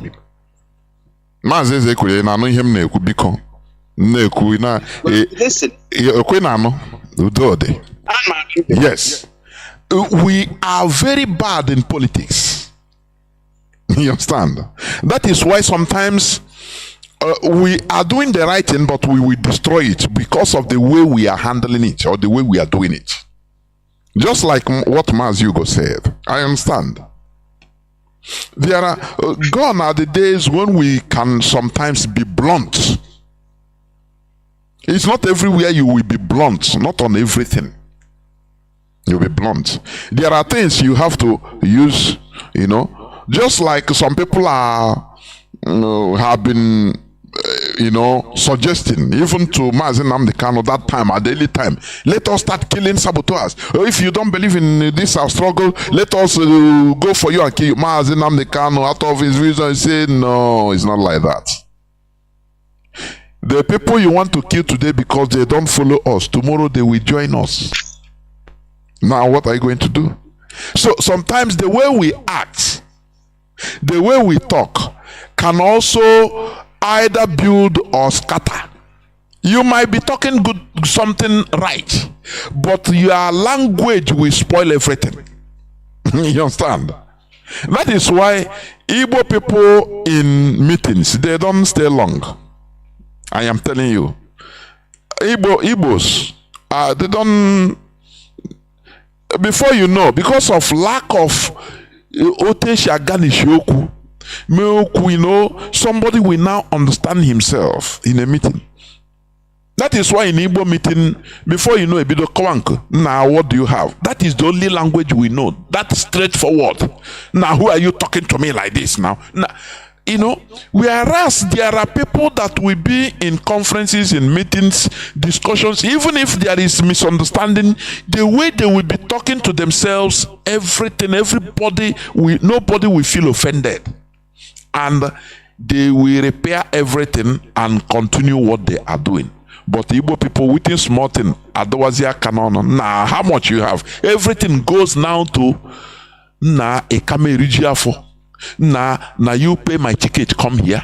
Now you why you go talk to me like this? Now these are part of what we are talking about. We are in 21st century. I am telling you. Power is only when you have power you can use it. America can talk to countries anyhow because they have backing. They have something to back them. If you say no to them or you argue, they can use their power in order to strengthen you because they have their capability. When you don't have that capability and you are talking, it's not like that always. Sometimes we know how to talk so that people will think. You are the way you talk, it might scare people away. The way you also talk might bring people together. You understand? That is one thing I want to talk about. Callers on, let me see, caller on signal. You have been here going to 38 minutes. Thank you for holding on, Mazi. Can you hear me? Caller on signal.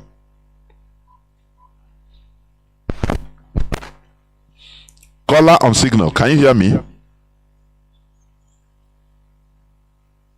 What is happening? I don't know. Let me see. Caller on signal. Are you there? Can you hear me? Caller on signal. I don't know. You have stayed here a long time. I don't. Are you using earpiece? You remove it. Yes. If you are, why are you taking so time? Yes. Go on, please. Caller on signal. Mazi, go on, please. Ndewo Mazi Jonathan. Ndewo. Ndewo Onyenna, our veteran Mazi Zekule. We are glad to hear your voice on Radio Biafra once more. We say Mokike, strengthen and keep you for us till Biafra come. You are a veteran. You are among the few. And I can't go further without, first of all, giving a special thanks and regard to our leader who made it to happen. Onye Shiwere Anabo, Onye Ndumazi Nnamdi Kanu Amadike, prison of conscience. We say that Nakaho G Wangbere Noge make her happier. Wangbere Agaro where Ogun Shiwere Anabo, the beginning of this struggle, and you shall see the end of this whole issue. The Biafra struggle shall never see your end. You shall see the end of the struggle. Mazi, on your discussion, Mazi, you raised a very big point. Why did we fail as a Biafran in the first genocide that happened against us? And Mazi, before I answer that question, I will first of all touch the first news you read out. That news, you said something concerning a criminal, a notorious terrorist in the north that was recruited into Nigerian police. This is what has been happening in our land. This is what has been happening in Nigeria. I will tell you this night, the two set of people, the Nigerian police and military, navy, whatever be it, their force in Nigeria, they recruit in the north and send to our land. Number one are all those terrorists, repentant Boko Haram, those people that are bloody thirsty, that has killed, that they cannot control their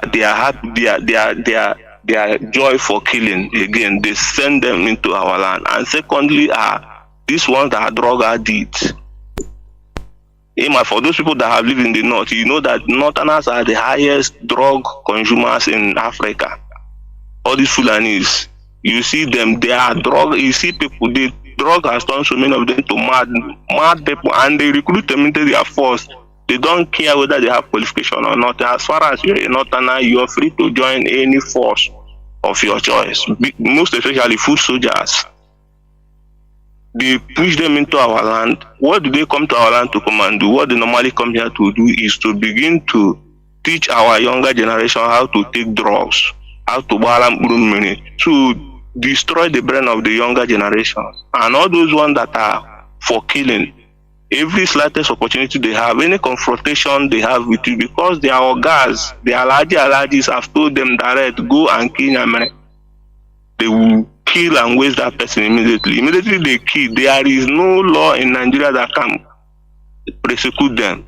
Rather, they will push them from one location of Biafra to another. Either they push them to the where people that call themselves South, or they bring them to where they call Southeast. This is why they create these two divisions, so that we will be struggling of identity crisis. At the end of the day, they will be penetrating us. And coming to your question, Mazi, our veteran has answered your question, but I understand the point you're coming from, because you asked a very true pertinent question from that particular topic you brought out this evening. The point you're driving is what happened to our people. We know that religion came, and we didn't start with religion. Igbo race didn't start with religion. There was a time the religion was not there. What happened that this religion, because a reference was made as regards to the Japanese. Yes, the reason why Japanese were able to resist is it that the Christianity didn't come, they came. But what did they do to resist that Christianity? Is because they already know who they are, and they hold on to that which their ancestors has given to them. Because when this discussion is going on, I was just wrapping my head around things. I remember the story of Ekumeku warriors that fought and withheld the Britain with their onslaught for 37 years. How were they able to fight Britain for 37 years? But after they subdued them, and Christianity, through this same Christianity religion we are talking about, they subdued them, because I was from our leader Mazi Nnamdi, I will quote him, is when Anuchukwu temple failed that Ekumeku were able to be subdued, because these are 7 sons of Anuchukwu, according to the history, that went and fought the Britain. Now, how come now the religion came in? We fought a war. Should I say a war? Because when we talk about Biafra war, that's why this our comrades also, this our fathers that stood down in the gap for us. They are our heroes. We should eulogize them. They deserve our accolade every now and then. My father is one of them. Because this war was brought upon them. They never bargained for war. So we didn't fight war. Rather, what happened to our fathers was they were invaded with the intent to clear our land, to run them over in three days, or how did they say it? That now lasted for 3 years. Because killing of our people in 1966 in the north and bringing their body to our land to come and show us that who are we is a provocation. And upon that, the Ojukwu and Gowon went to Aburi and Ankara to discuss. Ojukwu said in his own word that he came back and he was waiting for the implementation of what they agreed in Ankara. The next thing they had was a gunshot in Ogodiagokem. We know this history. So this war was a war of act. They levied that war against our people, and our people have no choice than to defend themselves. And you being somebody who has been under a nation, you're trying to defend yourself. Is that nation that you're on that has the control over you? They have international connection. They use their diplomat, and being that it's a nation that has been created by Britain. So Britain gave them the support, suppressed the media, suppressed our voice. We were killed, massacred. Our forefathers stood and defended us. But what did they do? They also used this religion, which they have used as a chain to hold us. They now brought in this religious sentiment, use it to calm us down, because they thought they would have wiped us away. We are actually a strong people. We have the resilience, because if you go to the history, see countries that are indigenous, that such a thing that happened to us happened to. Go there today, you see none of them. They are always, if you go to America, Native Americans are there, the Indians, the Native Indians, the Brazilians, the Aborigines, those people are indigenous. The invaders invade their land and conquer them. Today, they are the low. The strangers are the ones at the top in their land. So this is the kind of scenario that happened to us. But because of that greatness in us that made us great Igbo race, that's why we are able to stand and even be breathing and be talking about freedom today, because their intention was never for us to even speak today. They did all these things, but finding out that their plan couldn't work, our people are taking resistance, and the more the war is progressing, the more international community will begin to find out the politics in it and begin to bring out the way to help. Now they said no. Signal their relief, because they have it as a soft spot in us. They went and pressed our mumu button. Use that mumu button to quench us halfway that kept us till today, that we are still struggling for freedom. The question is not about what we are saying. We are saying everything that is supposed to be said, but maybe the problem though, our people, how many of them are listening? Because if you tell me that our people are really listening, you can't tell me that somebody as Chimamanda Adichie, at her level of intellect and prowess in the academic, she couldn't know that she can't come out on social media and begin to ask a question that is Nigeria really an Islamic nation. When I saw that question, I laughed. So does Chimamanda not know that at 1986, Ibrahim Badamasu Babangida took $21 billion of Nigeria money and went and registered Nigeria in OIC, Organization of Islamic Country or Congress, with the intent for the total emancipation, Islamization of Nigeria and West Africa at large. So our people are not actually paying their attention because of egocentric. But as a journey of 1,000 miles begins with a step, our leader came. Nobody knew that we could reach here today. Most of us that are speaking today doubted him. We felt it's one of those things, but today we are here speaking. Just like what you said, you can't kill anybody. Or superior argument. You can't force somebody to, you can only force a horse to the stream. You can't force him or the horse to drink water. So it's when the horse is thirsty for water, that horse will actually drink water. Today we are speaking in every platform. What you're doing here is resounding. You understand? People might not call to begin to put counter opinion, but know it that voices are being heard. People are speaking and people are hearing, and the message will spread because the same way they came. Because I believe that religion, why it affected us so much as a race, is because, you know, let me use this scenario that somebody were nwa gị na-aga akpọ ego onye oshi ya zụọra gị, were nwa gị na-aga were nke ọzọ ga-akpọ ịga onye ichie, mana onye ichie n'obodo ihe ala na ya asọ nsọ ka ọ na-edowe, ọ naghị eme ihe ala na asọ nsọ, but i were ihe aga ha ndị over onye oshi na-amaghị nsọ ala. Nwa ahụ azụrụ n'aka onye na-amaghị nsọ ala na nwa azụrụ n'aka onye ma nsọ ala agaghị awụ the same thing.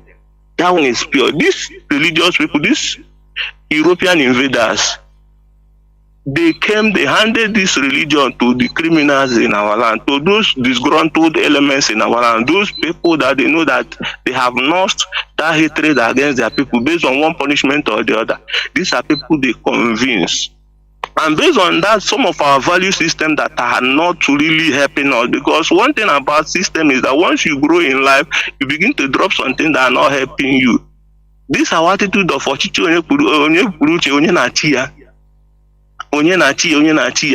it actually means that even when I'm doing wrong thing, it's between me and my God. So I owe nobody any explanation. Even that thing is to the detriment of the whole society. Everybody will say, what thing concern me? No. Because when you commit those evil, now who put the minds in Imo State, killing people, pillaging, destroying? Imo State. Do you know some of them what they would have become in this life in Alibo? But he has cut their life short. But you now reserve the judgment between him and the Chiam or him and God. Now, those are the bases, the religions found in our land that made them penetrate and blend with us. Well, that made them to eat deep into the fabrics of our heart. That today we cannot even agree as a people. We cannot even agree on one voice. If not this coming of Radio Biafra, IPOB, and our leader Mazi Nnamdi Kanu, who is trying to even push us up as a voice. If not, we don't have anything that binds us together. The religion has to, because our people are always this mercantile mentality, sorry to say. So they have made this particular thing now, turn it against their people. Instead of galvanizing this religion to use it now as a weapon to defend their people when external aggression comes, rather they use it to help even the colonial master to subjugate their people more. Coming to what our Mazi said, anybody who is using Bible to as a reference why people should die and so a civilian should be killed, I don't think this is this religious mindset. It shouldn't be. Why? Because if a Fulani man who read the Quran that told him that he should go and wipe many people are coming to kill and pillage people in their community, ransack their village, and you're crying that terrorists are taking over community. So you see that if you're also telling me that Bible said you should go and do this and that, destroy this and that, you're also part of the problem, because you're also letting those people know that they have the right to go and kill other people, take over their land. That is God. Is this not the same God? Should be the same God now one. So you see that our people really need to know that you must come out and talk. Some things, silence is golden. Let our people be people of few words and more action. Because this was everybody has his own opinion, and people can move forward like this. Little command and control that is guiding IPOB. If not how strong the leadership has become, you will see they want to bastardize everything. 2-3 days they've not heard from HOD or Mazi. They will start believing anything. So our people may believe race that believe can never governize. So in summary, Mazi, aside that religion that has brought us this mess, one of the basic things that has kept us as a people is that inability to governize a cause for ourselves as Igbo. Because Biafra, we all are Igbos. Igbo putra Igbo. So we are fighting under one umbrella to make sure that we bring what is called Biafra. Inside the Biafra, we will begin to use our constitution to make it indigenous to us. Those are our values. Those things that we don't like in our land, those things that are not helping us as tradition, we can now remove it and center our value on ourselves first. Ndewo Mazi, ndewo. I will thank you for what you do. Mazi Kulie, ndewo sayagazire. Ndewo, thank you very much. Thank you. My goodness me. If people are talking, please remember that others can also talk. Caller on direct line. Mazi, are you back? Mazi, can you hear me? Okay, sorry, I don't know what happened and you just cut off. And somebody have been talking. Go on. Yes, continue what you are saying, please. All right. What I'm saying is that I discover a lot of things when it comes to Christianity, and that is the reason why we are suffering today. The example of what you people stated, that if you come to Christianity, you will see a lot of discrimination. What it comes to that is religion. That is, a Christian, you don't believe what I believe. You don't worship in prayer and worship. So by the grace of people of Biafra, our leader Mazi and Kanu, they come us together with the one belief of they want to be free. Because so many of us we are witnessing what is going on in our life. The high level of discrimination and the killings of our people from the ideological republic citizens, and they are evil rulers. They don't have leaders. That is the reason why we all agree. Even I can tell you, because I remember the day we went for a particular program. There I discovered that when we look at religion, I will be referred to them because we all came together because we want one. So that is a very great thing. But I just want to use this opportunity to make it clear that the people that brought the Christianity to us, they are false. They are not real. They are misleaders. They are criminals. And that is the reason why all blame goes to them. But despite that, there are so many things that our people are doing that is not right. If you call yourself a Christian, name something that you are supposed to look up to. There are so many people who claim to be man of God, who claim to be Christian leaders, and support evil. They commit evil. They deviate from the direction that's supposed to be followed. And this brought the bad name you are hearing today. Because even other religions also, they commit all manner of evil. So I can say that people allow religion to exist because it's the only way that people can learn about things and its existence. But today people turn it upside down and start doing otherwise. So I will continue to say this. That is the reason why Mazi, whenever you raise the issue of religion in the program, people find it very tight on me because it really affects God. And I will make it clear that our leader Mazi on the Kanu is a man that we all need to follow. It's a man that many of us need to continue to follow his footsteps. As if I will go, let me say, today of Christian people, Christianity of today, people have useless. Mazi, your voice is cracking. I don't know whether you are using earpiece or you move around where you are. You know, I don't want to interrupt you because you are calling on direct line. You're paying. Please, go on what you're saying, please. Yes. Okay. Can you hear me now?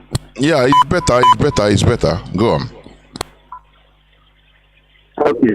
So what I'm saying is that we will look at the example of our leader when it comes to religious issues.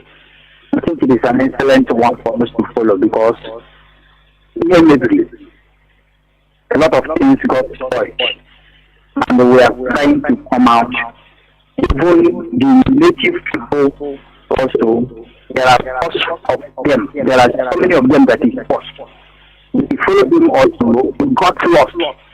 So we are looking up to people to Kadiyama who is a miracle God. And it's in it for us because there is a good direction that we all need to follow. And we are following that direction.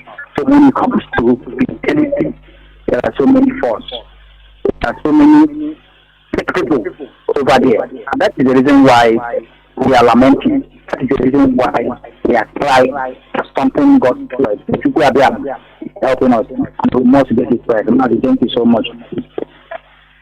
There were Mazi. There were. Let me say this also because Mazi, I didn't want to interrupt him. He's paying because he's on direct line. So there is one thing that also gives me worry when we talk about religious matters, because today it is not the topic, but because of the analysis of one thing leads to another, that is why we are also talking about it.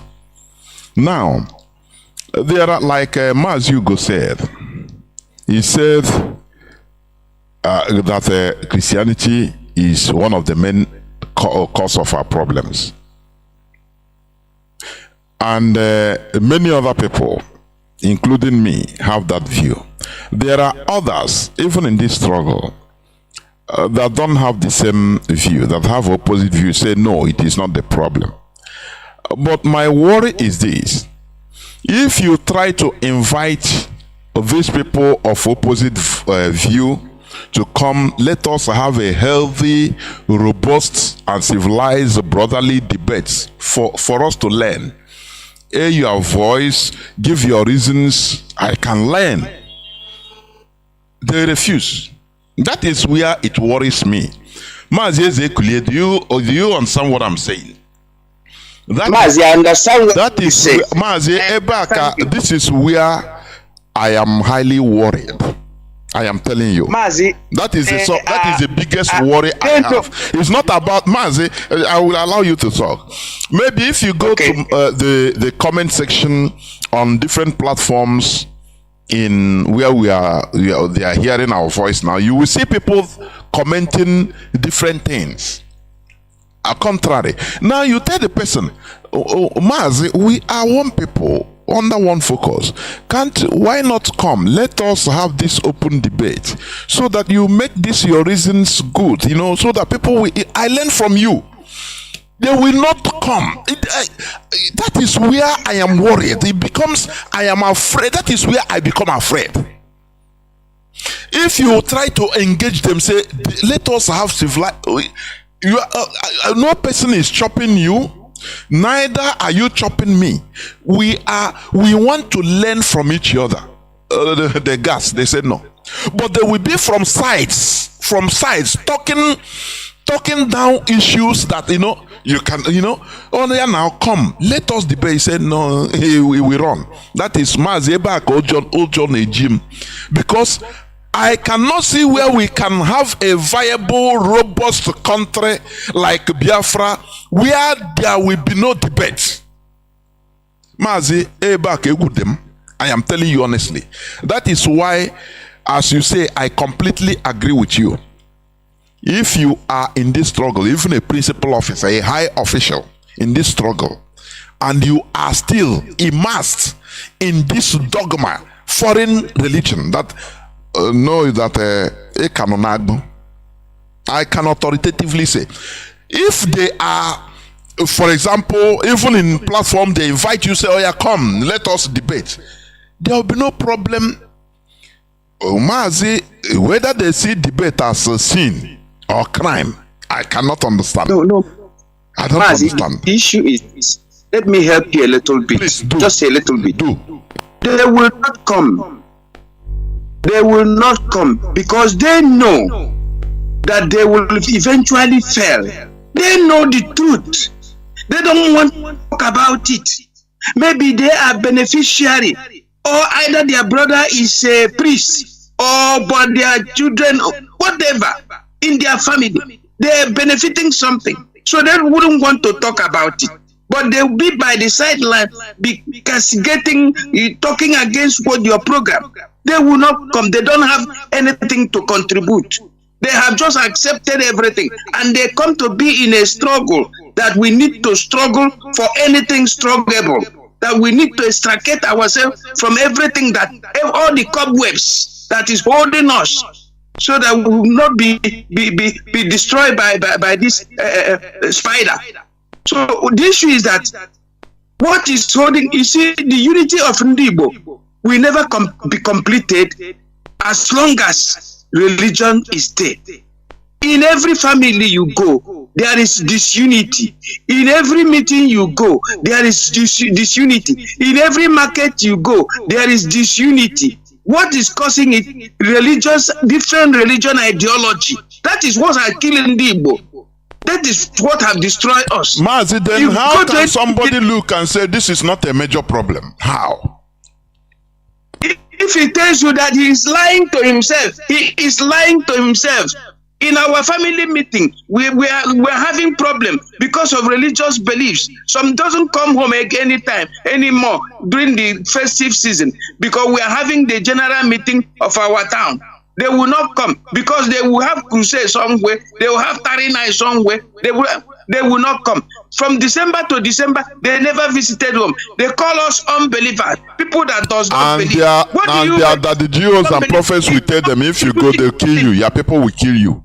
That is another thing. They will not, and they will tell you if you go there, they will poison you. And this is a man that tell him that God have given him power over death, over poison, over. Why don't you come home and see and meet with those people that will poison you? He doesn't have power. He is afraid of everything. Religion is the problem. These people, the white people, are very smart. Like I said it before, they have used this thing to destroy our unity. All the Umada, some of them will go for Catholic meeting. Some of them will go for Anglican meeting. They will never agree on anything. They will never agree on anything. We can never agree. Religion is what has just destroyed us. And until we still start to talk about it seriously, like Ezeku is doing, I praise that man with other people who are coming up. But Ezeku is doing wonderfully well because he is holding the bull by the horn, saying it the way it is. These are the problem we have in Igbo land. You talk about what do you call it? All those things, the sacrament. What is sacrament in Igbo land? We don't know about it. We know each other, and all those things we do. That is how we worship our ancestors and our creator. We pass it to generation, and now you have destroyed it and cut off everything that links us with them and make us to be talking like fools. This is the problem we have. Anybody that tells you that religion is not the problem of Ndigo, he is lying to anybody. Until we solve this issue, we cannot get freedom, because these are the religious people that are fighting the freedom we are pursuing. They don't care. The holding of Nnamdi Kanu in detention is being propelled by a religion organization. Take it to the bank. They are the people holding Mazi Nnamdi Kanu. They are the people holding Mazi, not even the DSS. They are the people making it impossible for him to come out, because all of them are afraid. They have seen where things have changed so far since Nnamdi Kanu coming to this particular issue, into Biafra struggle, because Biafra has so many things on it. Why did Britain quench the light and the light shine up again? They know there is something they are hiding. They don't want Igbo people to know. There is something we used to be, and they don't want us to know that thing. And the issue of Nnamdi Kanu have brought us to begin to question so many things, and we are succeeding. And this religion organization will tell anybody. One of our brother mentioned about Chimamanda. Chimamanda is a Catholic. He's a staunch member. And all these people, political juggernaut you see in Ebola, they are all Catholic. We're young with them. All of them. Look at how they are talking with their two sides of their mouth.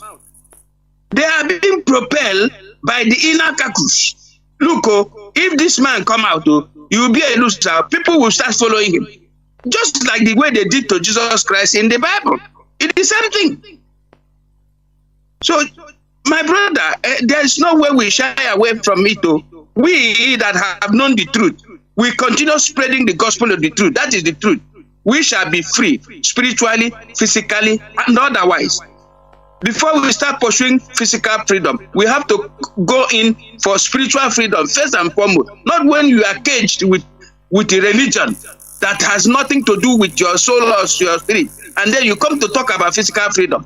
It is not possible, because those that brought this religion have already caged you inside, and they tell you the implication of leaving them. Sometimes they even threaten you, because they also have some around them. Mazi, let us continue. There were Mazi. You know, when some people also talk about the advantages or some part of this thing is good, you know, I say, look, any religion that a religion that came to our land, demonized everything concerning us, that it condemned everything. Mazi, there is no way I can give that any type of pass mark. I am telling you. They turned us against ourselves. That is the bottom line. It's not about, you know, it's not just like, when we talk about, for example, late Buhari, didn't he build the second Niger bridge? At least, let's say we get something from him. But does it give him any leverage that, he has our collective progress in heart? That thing is a devil gift. There is no way something can be 100% bad. They must try to give you small things so that for you for credibility's sake. That is what people fail to understand, and that is where Anna Obundi by they use it. No, they give before any religion that came to our land that demonized everything concerning us, everything. Who gives them that standard? Introduce their own. They left their country far away. Now they come. They saw what we are doing. They condemn everything. When some people, when you ask them, they say, no, you know, we are killing twins. Spare me that nonsense. What about the people they killed? The people that brought the religion, they are killers. What about the atrocities they have been committing? You don't talk about that one. That is why I say it's a program. So, like Mazi Ekulie said, before physical liberation, we must liberate ourselves mentally so that we become light. The essence of training as a military, as a soldier, is for you to be light so that you can be combat ready. You cannot be a military man without going training, removing all those excess fats. You understand? Otherwise, in the battleground, in the war front, you become a liability to your comrades. That is what we are doing. What we are doing is just like a removing of excess luggage, excess fat, cholesterol in our body. Liberating ourselves mentally so that we can be able to be agile in this physical quest for liberation. That is it. Now let me pick I think one or two more calls before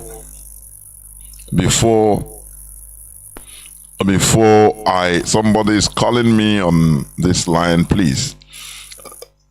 Mazi Ekulie, I don't know, you are still on hold. Somebody the line. I'm on. Yes. I'm still hearing you. Yes. Let me pick a call.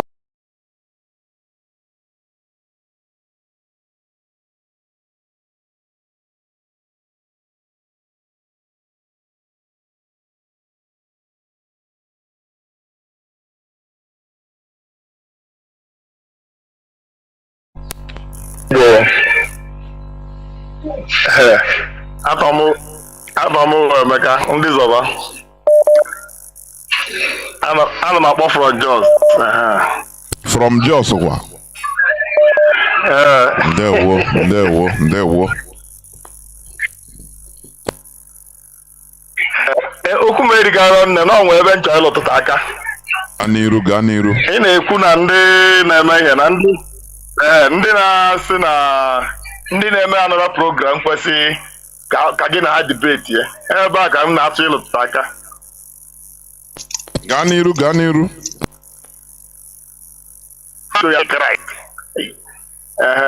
Mana enewaga anya as antichrist, onye akpata ha ejide abịa na maka fa macha nke wee eziokwu. So onye ebe a ka nchọ ịlụtụta aka. Hello? Yes. Okay. Onye ahụ onye m kwuru. Ọ maka ha imego na Bible agwago ekwugosi edibe si onye na semen argument ihe gbasara ihe okwu ekwu na Bible. So abịazi afọ niile ekwu maka okwu Bible.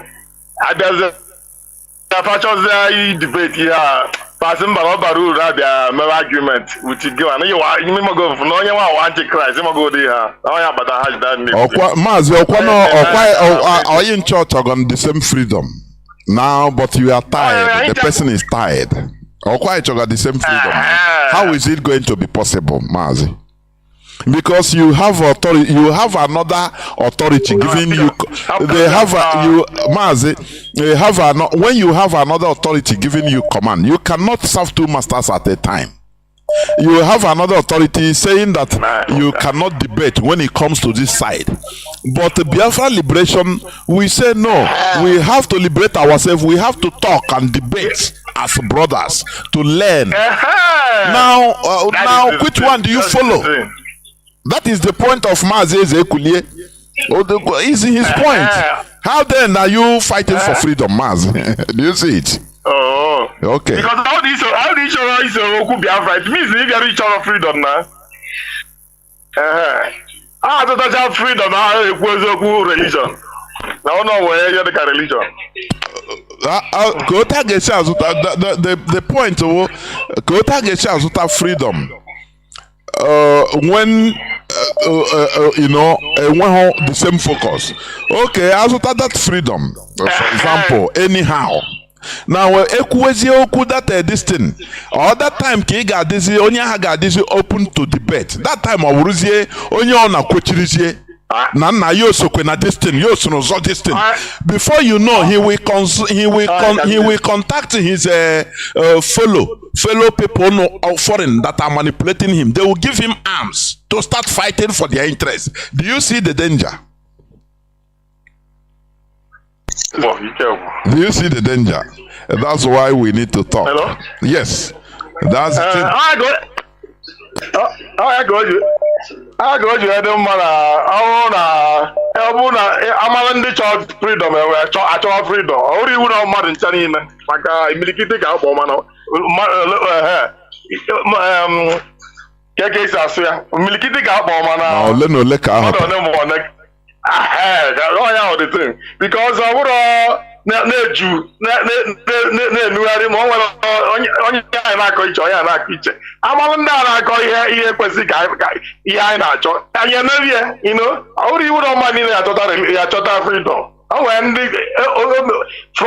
from mbọchị amụfa ka eji tinye ha na-arụfa n'ọ freedom mbọchị nna na-adụ Kanu mbọchị a ka m bido kwụsị ụka ahụ a na-eche eche ọ mbọsị na 2004 nụrụ okwu 14 nụrụ olu narị Kanu ka m kwụsị everything rapụ Anglican m na-eche so that is the thing o nwere ndị ọdịnala ndị inborn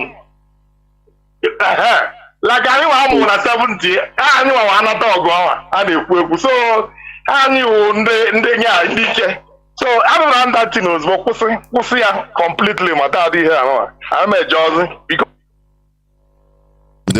Ndewo Mazi. Ndewo. Oh yeah, man, the ugwu Hausa. Yotago. Yeah. Ndewo. Ndewo.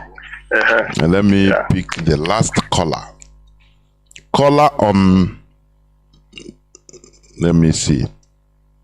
Caller on WhatsApp. Calls are coming on direct line, but I don't know. They used to. Cuts. I don't know why. It's been filtered or what. I don't know why. Caller on. Hello, Mazi. Good evening. Yes. Welcome to the program. Caller on WhatsApp. Please go. Okay, Mazi. Good evening. Good evening, Mazi Jonathan. Good evening, Mazi, our veteran, Mazi Zekuni. My name is Mazi Obonna. I'm calling from Biafra land. Mazi, on this topic we are discussing. Okay, before I go further, I want to say may God protect our leader, Mazi Nnamdi Kanu, and may he get us Biafra, he say. My submission on this topic is this. I'll start from the iconic book by our veteran Chinedu, where he wrote that things has fallen apart and the center cannot hold again. In that book, he vividly described what happened to us as Igbo people. And it's still prevalent in our society till today. So, but when we are looking at the liberation, our liberation in Biafra, I'll start by my own life story based on what you are doing in your program. Like, nobody preached to me, but me, like 10 years ago, I just discovered that all this, I was brought up a Catholic, right? But 10 years ago, I just discovered that all this thing doesn't make sense. I went to Pentecostal, it became worse, and I pulled myself out. Around 2016, 2017, on my Facebook wall, I used to post different posts about religion, against religion. Mazi, I cannot lie to you. There are many people that abused me, called me, cursed me, but lo and behold, do you know that some of them now, they preach against church more than me now on Facebook. Some of them that abused me then. So, whatever you are preaching, the message is little by little. Is little by little. It will liberate the mind of the people. And the truth is that if Biafra will truly be the first free black nation in the whole wide world, we need leaders that are not under the influence of any external force, of which foreign religion is the number one. We need independent mind. We need people that are free mentally, that have emancipated themselves from mental slavery. Because the greatest slavery of the black man is the slavery of the mind. Check everywhere in the world where black people are. They are still enslaved mentally. Is it in the Brazil? Is it in the South America? Wherever black men are, they are always down because they are enslaved mentally. So for us to have Biafra, and Biafra will be free, we need leaders that are mentally free. And if we can achieve like 70, in fact 60% of the population, if they are mentally free, we have achieved our aim, because 100% can never be mentally free. But if we can achieve 60%, we will produce leaders that, at least if we have a House of Parliament, 60% are mentally free. They can make decisions that are not influenced by external forces. Then we will be totally free in Biafra. This is my submission, Mazi. And they will all hear Biafra.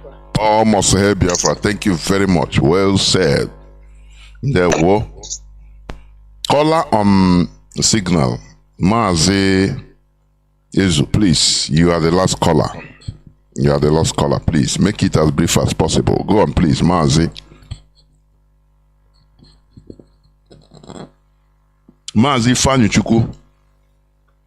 Mazi Fanyuchuku, can you hear me? Caller on WhatsApp. Caller on signal. Please go on, please.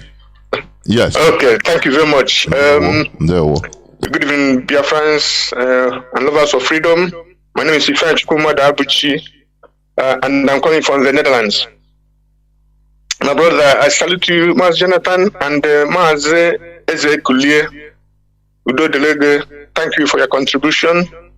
And well, what I want to say about the main point of your submission: why did Biafra fail?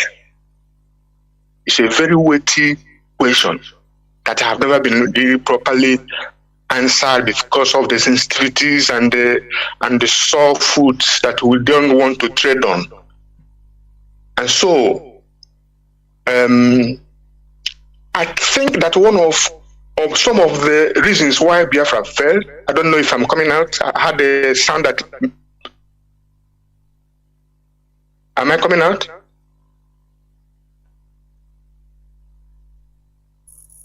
Sorry, my brother. I had a sound that I did like that it tripped off. So one of the reasons, or some of the reasons why Biafra failed, is we must face the fact that Eurocentric education have never built real Africans nor real Biafrans.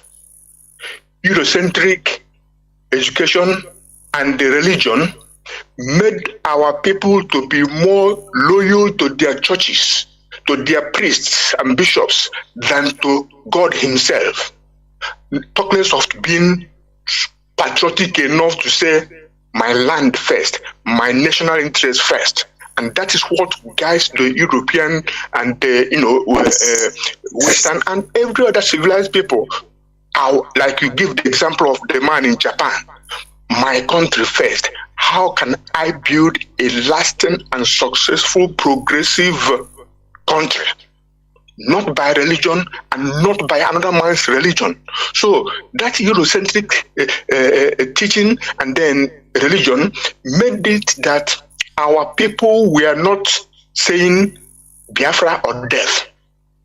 If they were saying it, some of them may be saying it, but some people in the leadership were influenceable by their priests, their bishops, and the colonial masters who they were very close to, who they lived in their countries, and they looked up to. Because even in this present day Africa, you have some African countries that can make proud to say, I am Francophile, I am Anglophile, I am Yankeephile, meaning that once they are dealing with these entities, they think they're already, they're in heaven. Everything is going.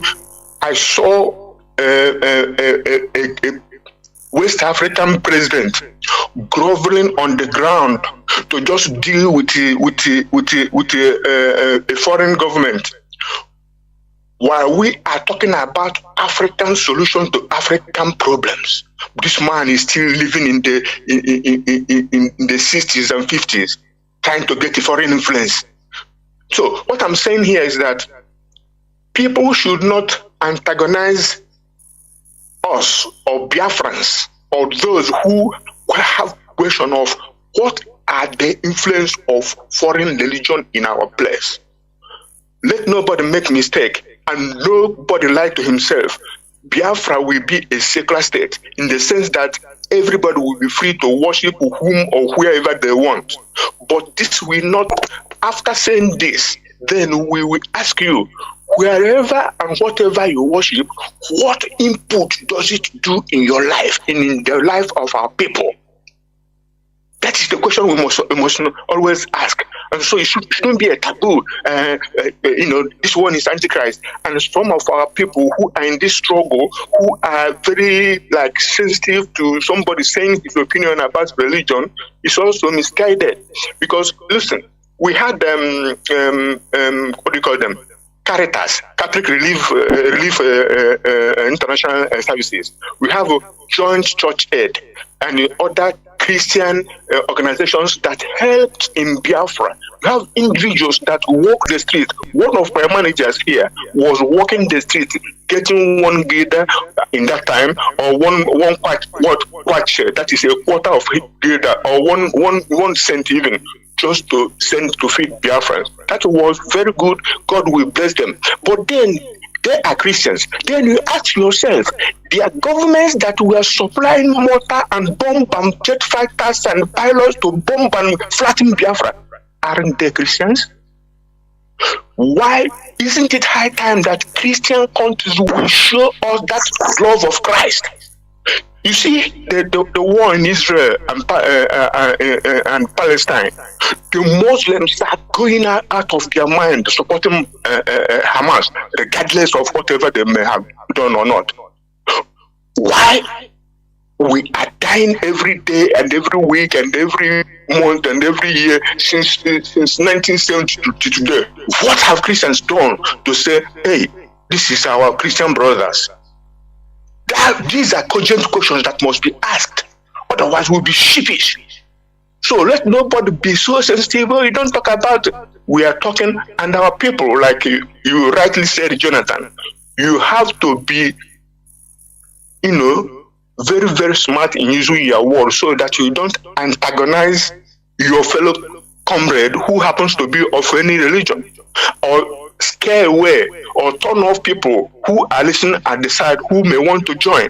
But you will be centering on our people, thinking on the merits, because some of the pastors and priests and bishops and imams and whatever they call themselves, some of them, like Mazi said, some of them are foreign officers, Roman officers or British officers or Arabic officers, but in Biafran coat, meaning Biafran skin.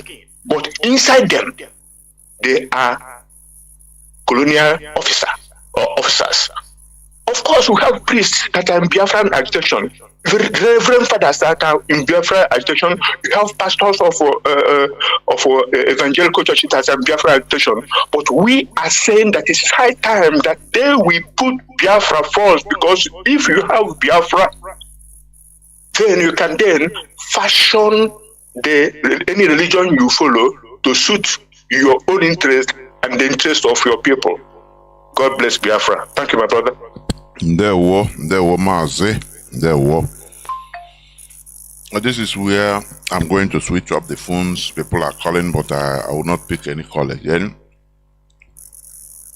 We are drawing closer towards the end of the program. I know once it touches about the religion, people start calling. I love it anyway. I am not, but as our brother said, people should be careful the use of their choice word.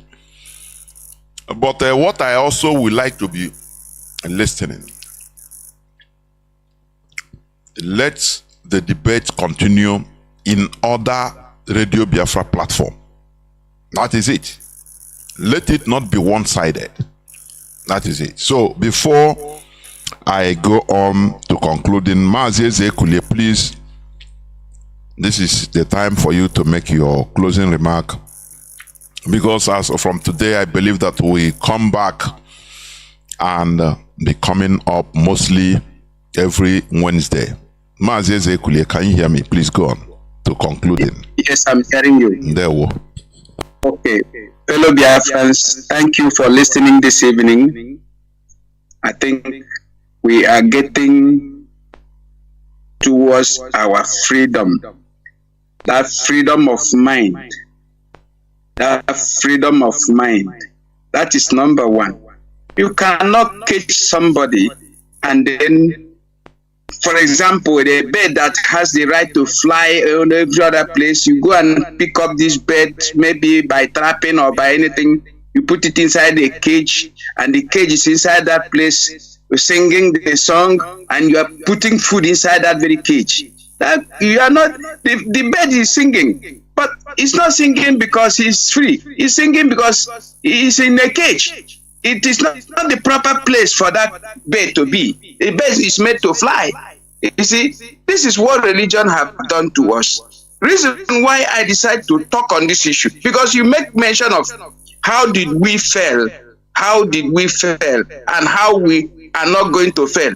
We fail because the planner of those that founded Nigeria founded it right from 1884-85, and they were giving Nigeria, and they manipulated everything. They programmed Nigeria according to their will. They brought their school, the educational system, they brought their religious system, and they use it to cage everybody. So anything you are doing there, you are doing it as a bird in a cage. I don't know if some of us are listening. You are doing anything you are doing in a cage. The man that puts you in that cage has right either to kill you or to leave you alive. You are flying in that bed anytime he like. He will look inside that bed, pass food for you, or poisonous one, or clean food. You will be shitting, he will be cleaning your shit, and you are inside the cage. Nigeria is a cage. So we fought a war we don't even want to fight. That war was fostered on us. So we lose the war when they want us to lose the war. They have their instrument. They use one of the instruments, and then they make the war to stop. Already they have gotten what they want. They have penetrated us. They have infiltrated us with religion, with multinational companies. They are already there. While we were fighting, the oil company were there in Calabar, and in Akwa Ibom, in River State, we are drilling oil. The religious group were using Caritas to convert people to Catholicism. That is what happened to us. So when they make sure that the great Igbo race has been finally conquered, they now ask one of their men to go into action. And Ojukwu accepted. Ojukwu is also a religious man. He's a Catholic. So he gave up. This same thing our lawyers want to do to us again by coming on air to come and tell us about Bible. The people we sent to go and defend our leader, who was illegally detained, they come to preach us how to make peace. Peace with who? So, I mean, we will continue this program if you wish, because personally I would like to be talking. But if anytime I'm called upon, I will come and make my contribution. We have one problem. That problem is we are in a cage. There is nothing we could have done in that very particular time of 1970, how we lost the war, because all the instrument of losing the war was in place. The religion organization that was there were not interested for Biafra existence, because their masters who created Nigeria, who are exploiting Nigeria, who knows what it takes, what they fought to bring the religion there, are interested in keeping Nigeria, keeping Igbo inside Nigeria so that they can destroy us. These people are heartless set of people. Look at today. Igbo land, apart from individual effort, Igbo land has remained the same thing I used to know it by 1970, by 1960s. Some villages are not being touched. They remain the same thing. The religion on Sunday, you see all the people from this same tattered village, they will go going to church. Only one church. Every place is church. So religion is the main problem the Igbo have. The religion destroy our unity. Religion destroy our culture. Religion destroy our tradition. Destroy our menala. Destroy everything. Tell us that everything we were doing before they came was evil. And what did they bring to us? Exploitation through religion. Mazi, I end my case this way. Thank you, fellow Biafran, for listening. There, Mazi. Thank you. As you said, we'll be coming up from time to time weekly. I assure you. You know, okay. Thank you very much. You are still agile and healthy in the service of your nation. So we profit. Dear friends and lovers of freedom, first of all, I want to make this open announcement. Any person that wants or has contrary opinion about religion, all the religious issues on how, like what we treated today, why Biafra fell, the 1967-1970. Honestly speaking, I didn't put in my agenda about religion. I am telling you, it's Mazi that brought it. And when he was talking, I started reasoning. You know, we are human beings, we are made to think. I said, look, what this man is saying is correct too. Because when you check everything, it's in line, it's true. Every other thing I put down, media, blockade, this and that, they are there, but they are smaller detail. The most thing is this. You know, I used to say this, imagine all Biafrans, or most Biafrans, because there is never 100%. Now renounce this foreign religion. Start going back to who we are in our own way. Start doing our own thing. Now, I saw this thing. Every time Omada will come, be from everywhere, come and gather and discuss something that is profitable. The advancement of the community. Very beautiful. All these things, we don't have it again. We don't have it again. What we see, you see, I saw on social media where, I think it's Mazi Chinasa that posted it. Igbo old people, they call elders. Nice. In the United States. People that are supposed to be na control things, na make obodo dey mma. Na no na eme na agba amamonke ake o flavor ka na agbakọ o Chineke kwena I na-ele nsi na ihe ọ na-emekwe ndị a because very shameless. Very shameful. Ndị Kanu na-edozi obodo I direct younger generations, younger ones, you know, you will not get things not go from all those things, everything scattered. And somebody will rise up and say that nah, this religion is not our problem, it's not the main problem. I cannot say, how can we reason like this? How? Just I cannot understand for the goodness of me, honestly speaking. How? This is something that how can you look as I'm talking? Maybe if you go in Biafra land, in the wider Nigeria, there are people that are in either today is what Wednesday midweek service, crowds, Anasahinshi. How miracle will bring you your own run your heavenly rest, only you separately. They divided us into piecemeals.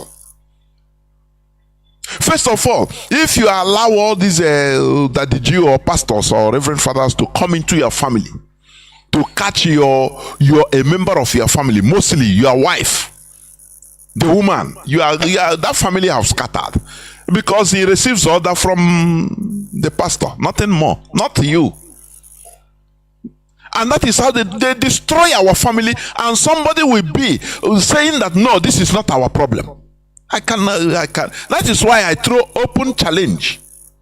If you don't want to come to my platform, call me to your platform, either on social media or in any place, so that we talk about it, we debate about it in a civilized manner. We bow to superior arguments. That is it, nothing more. Because this is a main problem. Ali Bouagasago.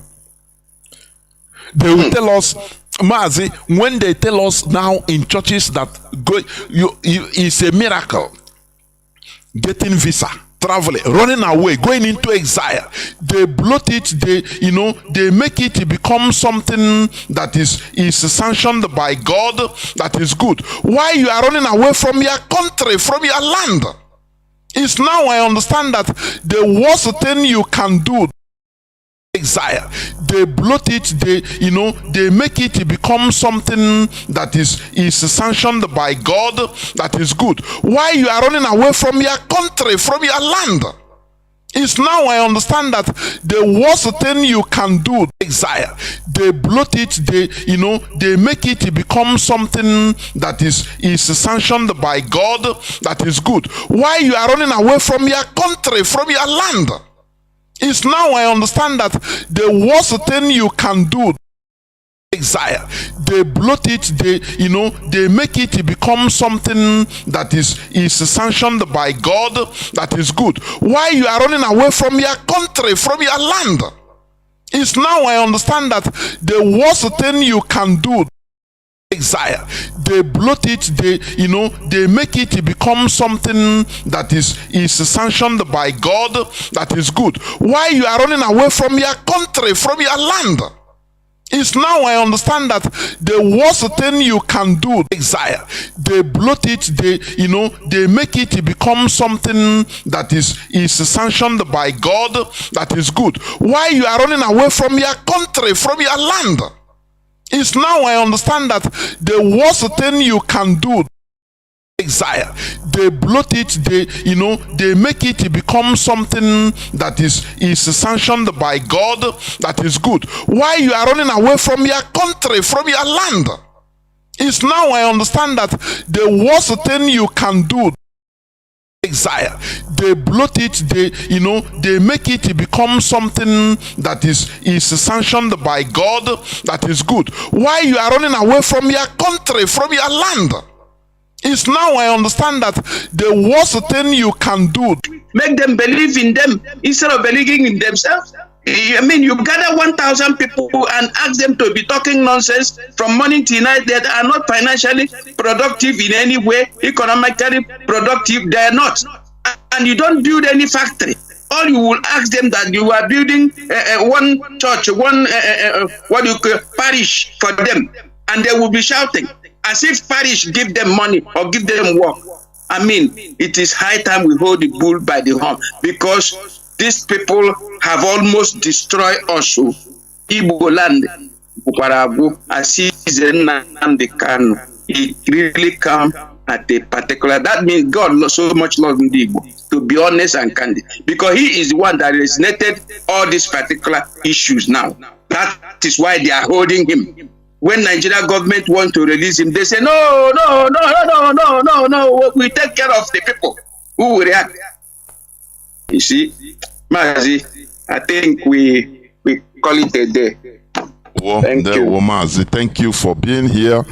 And I believe next Wednesday we shall be here. So, thank you for your contribution. Biafrans are listening. Biafrans love you. Thank you for listening. Biafrans and lovers of freedom. This is where we are going to end the program. When we talk, it's not that you go and make researches, reason and make researches. That is it. That is how to validate issues. But when you block your mind from making researches because you are programmed to call this type of debate evil, you know that your own case is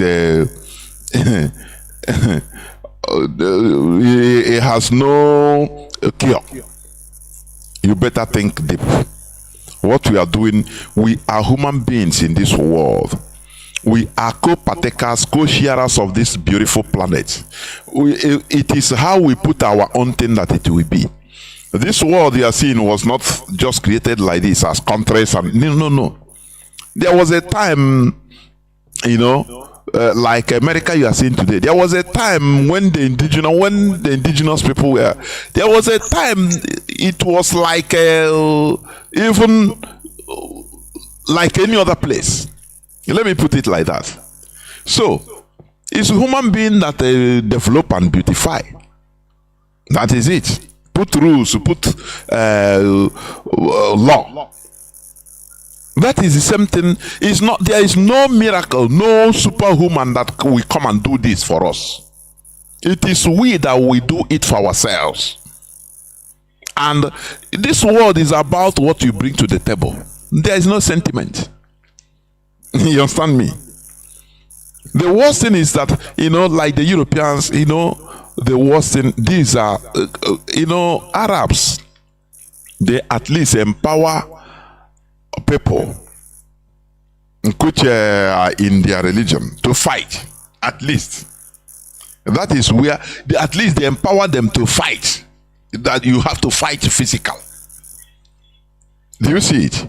That is one of the reasons why. Look at the people that are liberating themselves in the Sahel from the Western grip, bold enough to rebel against France. Mostly they are Muslims. Have you taken your time to think about it? Mali. Have you taken your time? Mali, Guinea, Burkina Faso, Niger. Have you taken your time? Because of this mentality of fighting back. But in our own, what the Europeans give to us is just like chaff. They have finished using it. They gave us spent shell. And they tie us there. Don't fight, be obedient to everything. Just say, sir, slave I remain, sir. Some people say is what it means. Slave I remain. That's why even I'm afraid of somebody calling me sir or calling somebody sir again. Slave I remain. Everything you inaga holy wage. Agree. Don't debate. No, don't debate. Don't fight. Don't fight. Don't defend yourself, for God will defend for you. You agree. Everything will come by miracle. You agree. Go to church every day. Is God will do it. You agree. Don't defend yourself. If they are killing you, just carry Bible and if they are carrying AK-47, carry your Bible so that Bible will stop everything. If they shoot you, it will not enter. They come with fake testimonies, arrant testimonies that is, subduing and enslaving millions every day. Let me stop here, please. Biafra is our religion. Biafra is who we are. I think Nika and Kechuku, I will be here tomorrow. And on Saturday, Mazi Sanwo will be on this hallowed platform to address Biafrans. From me, Mazi Jonathan Chinedu, together with our veteran Mazi Ezekulie, it is simply good evening. Good evening.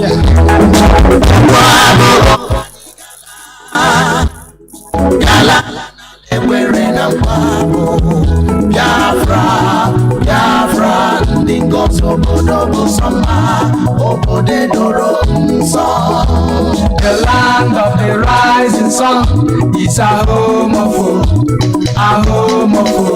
of the Biafrans. The fire of the eastern land is a promised land, a blessed land of the Chupa Biama. Ebeka unusi Biafra, Ebeka unusi Biafra, Gaimara Biafra, Kane bozo kabiri, Agaimara Biafra, Kane bozo kabiri, Biafra Kane. Wabuke, Anijala, Naloma. Wana lemo kana na lombo wana jumo, wasina Biafra Chukwu okike abịama onye anyị nọ n'aka ya mere anyị ihe mara mma. Ugbu a bụ oge anyị ji ala n'ala nna m.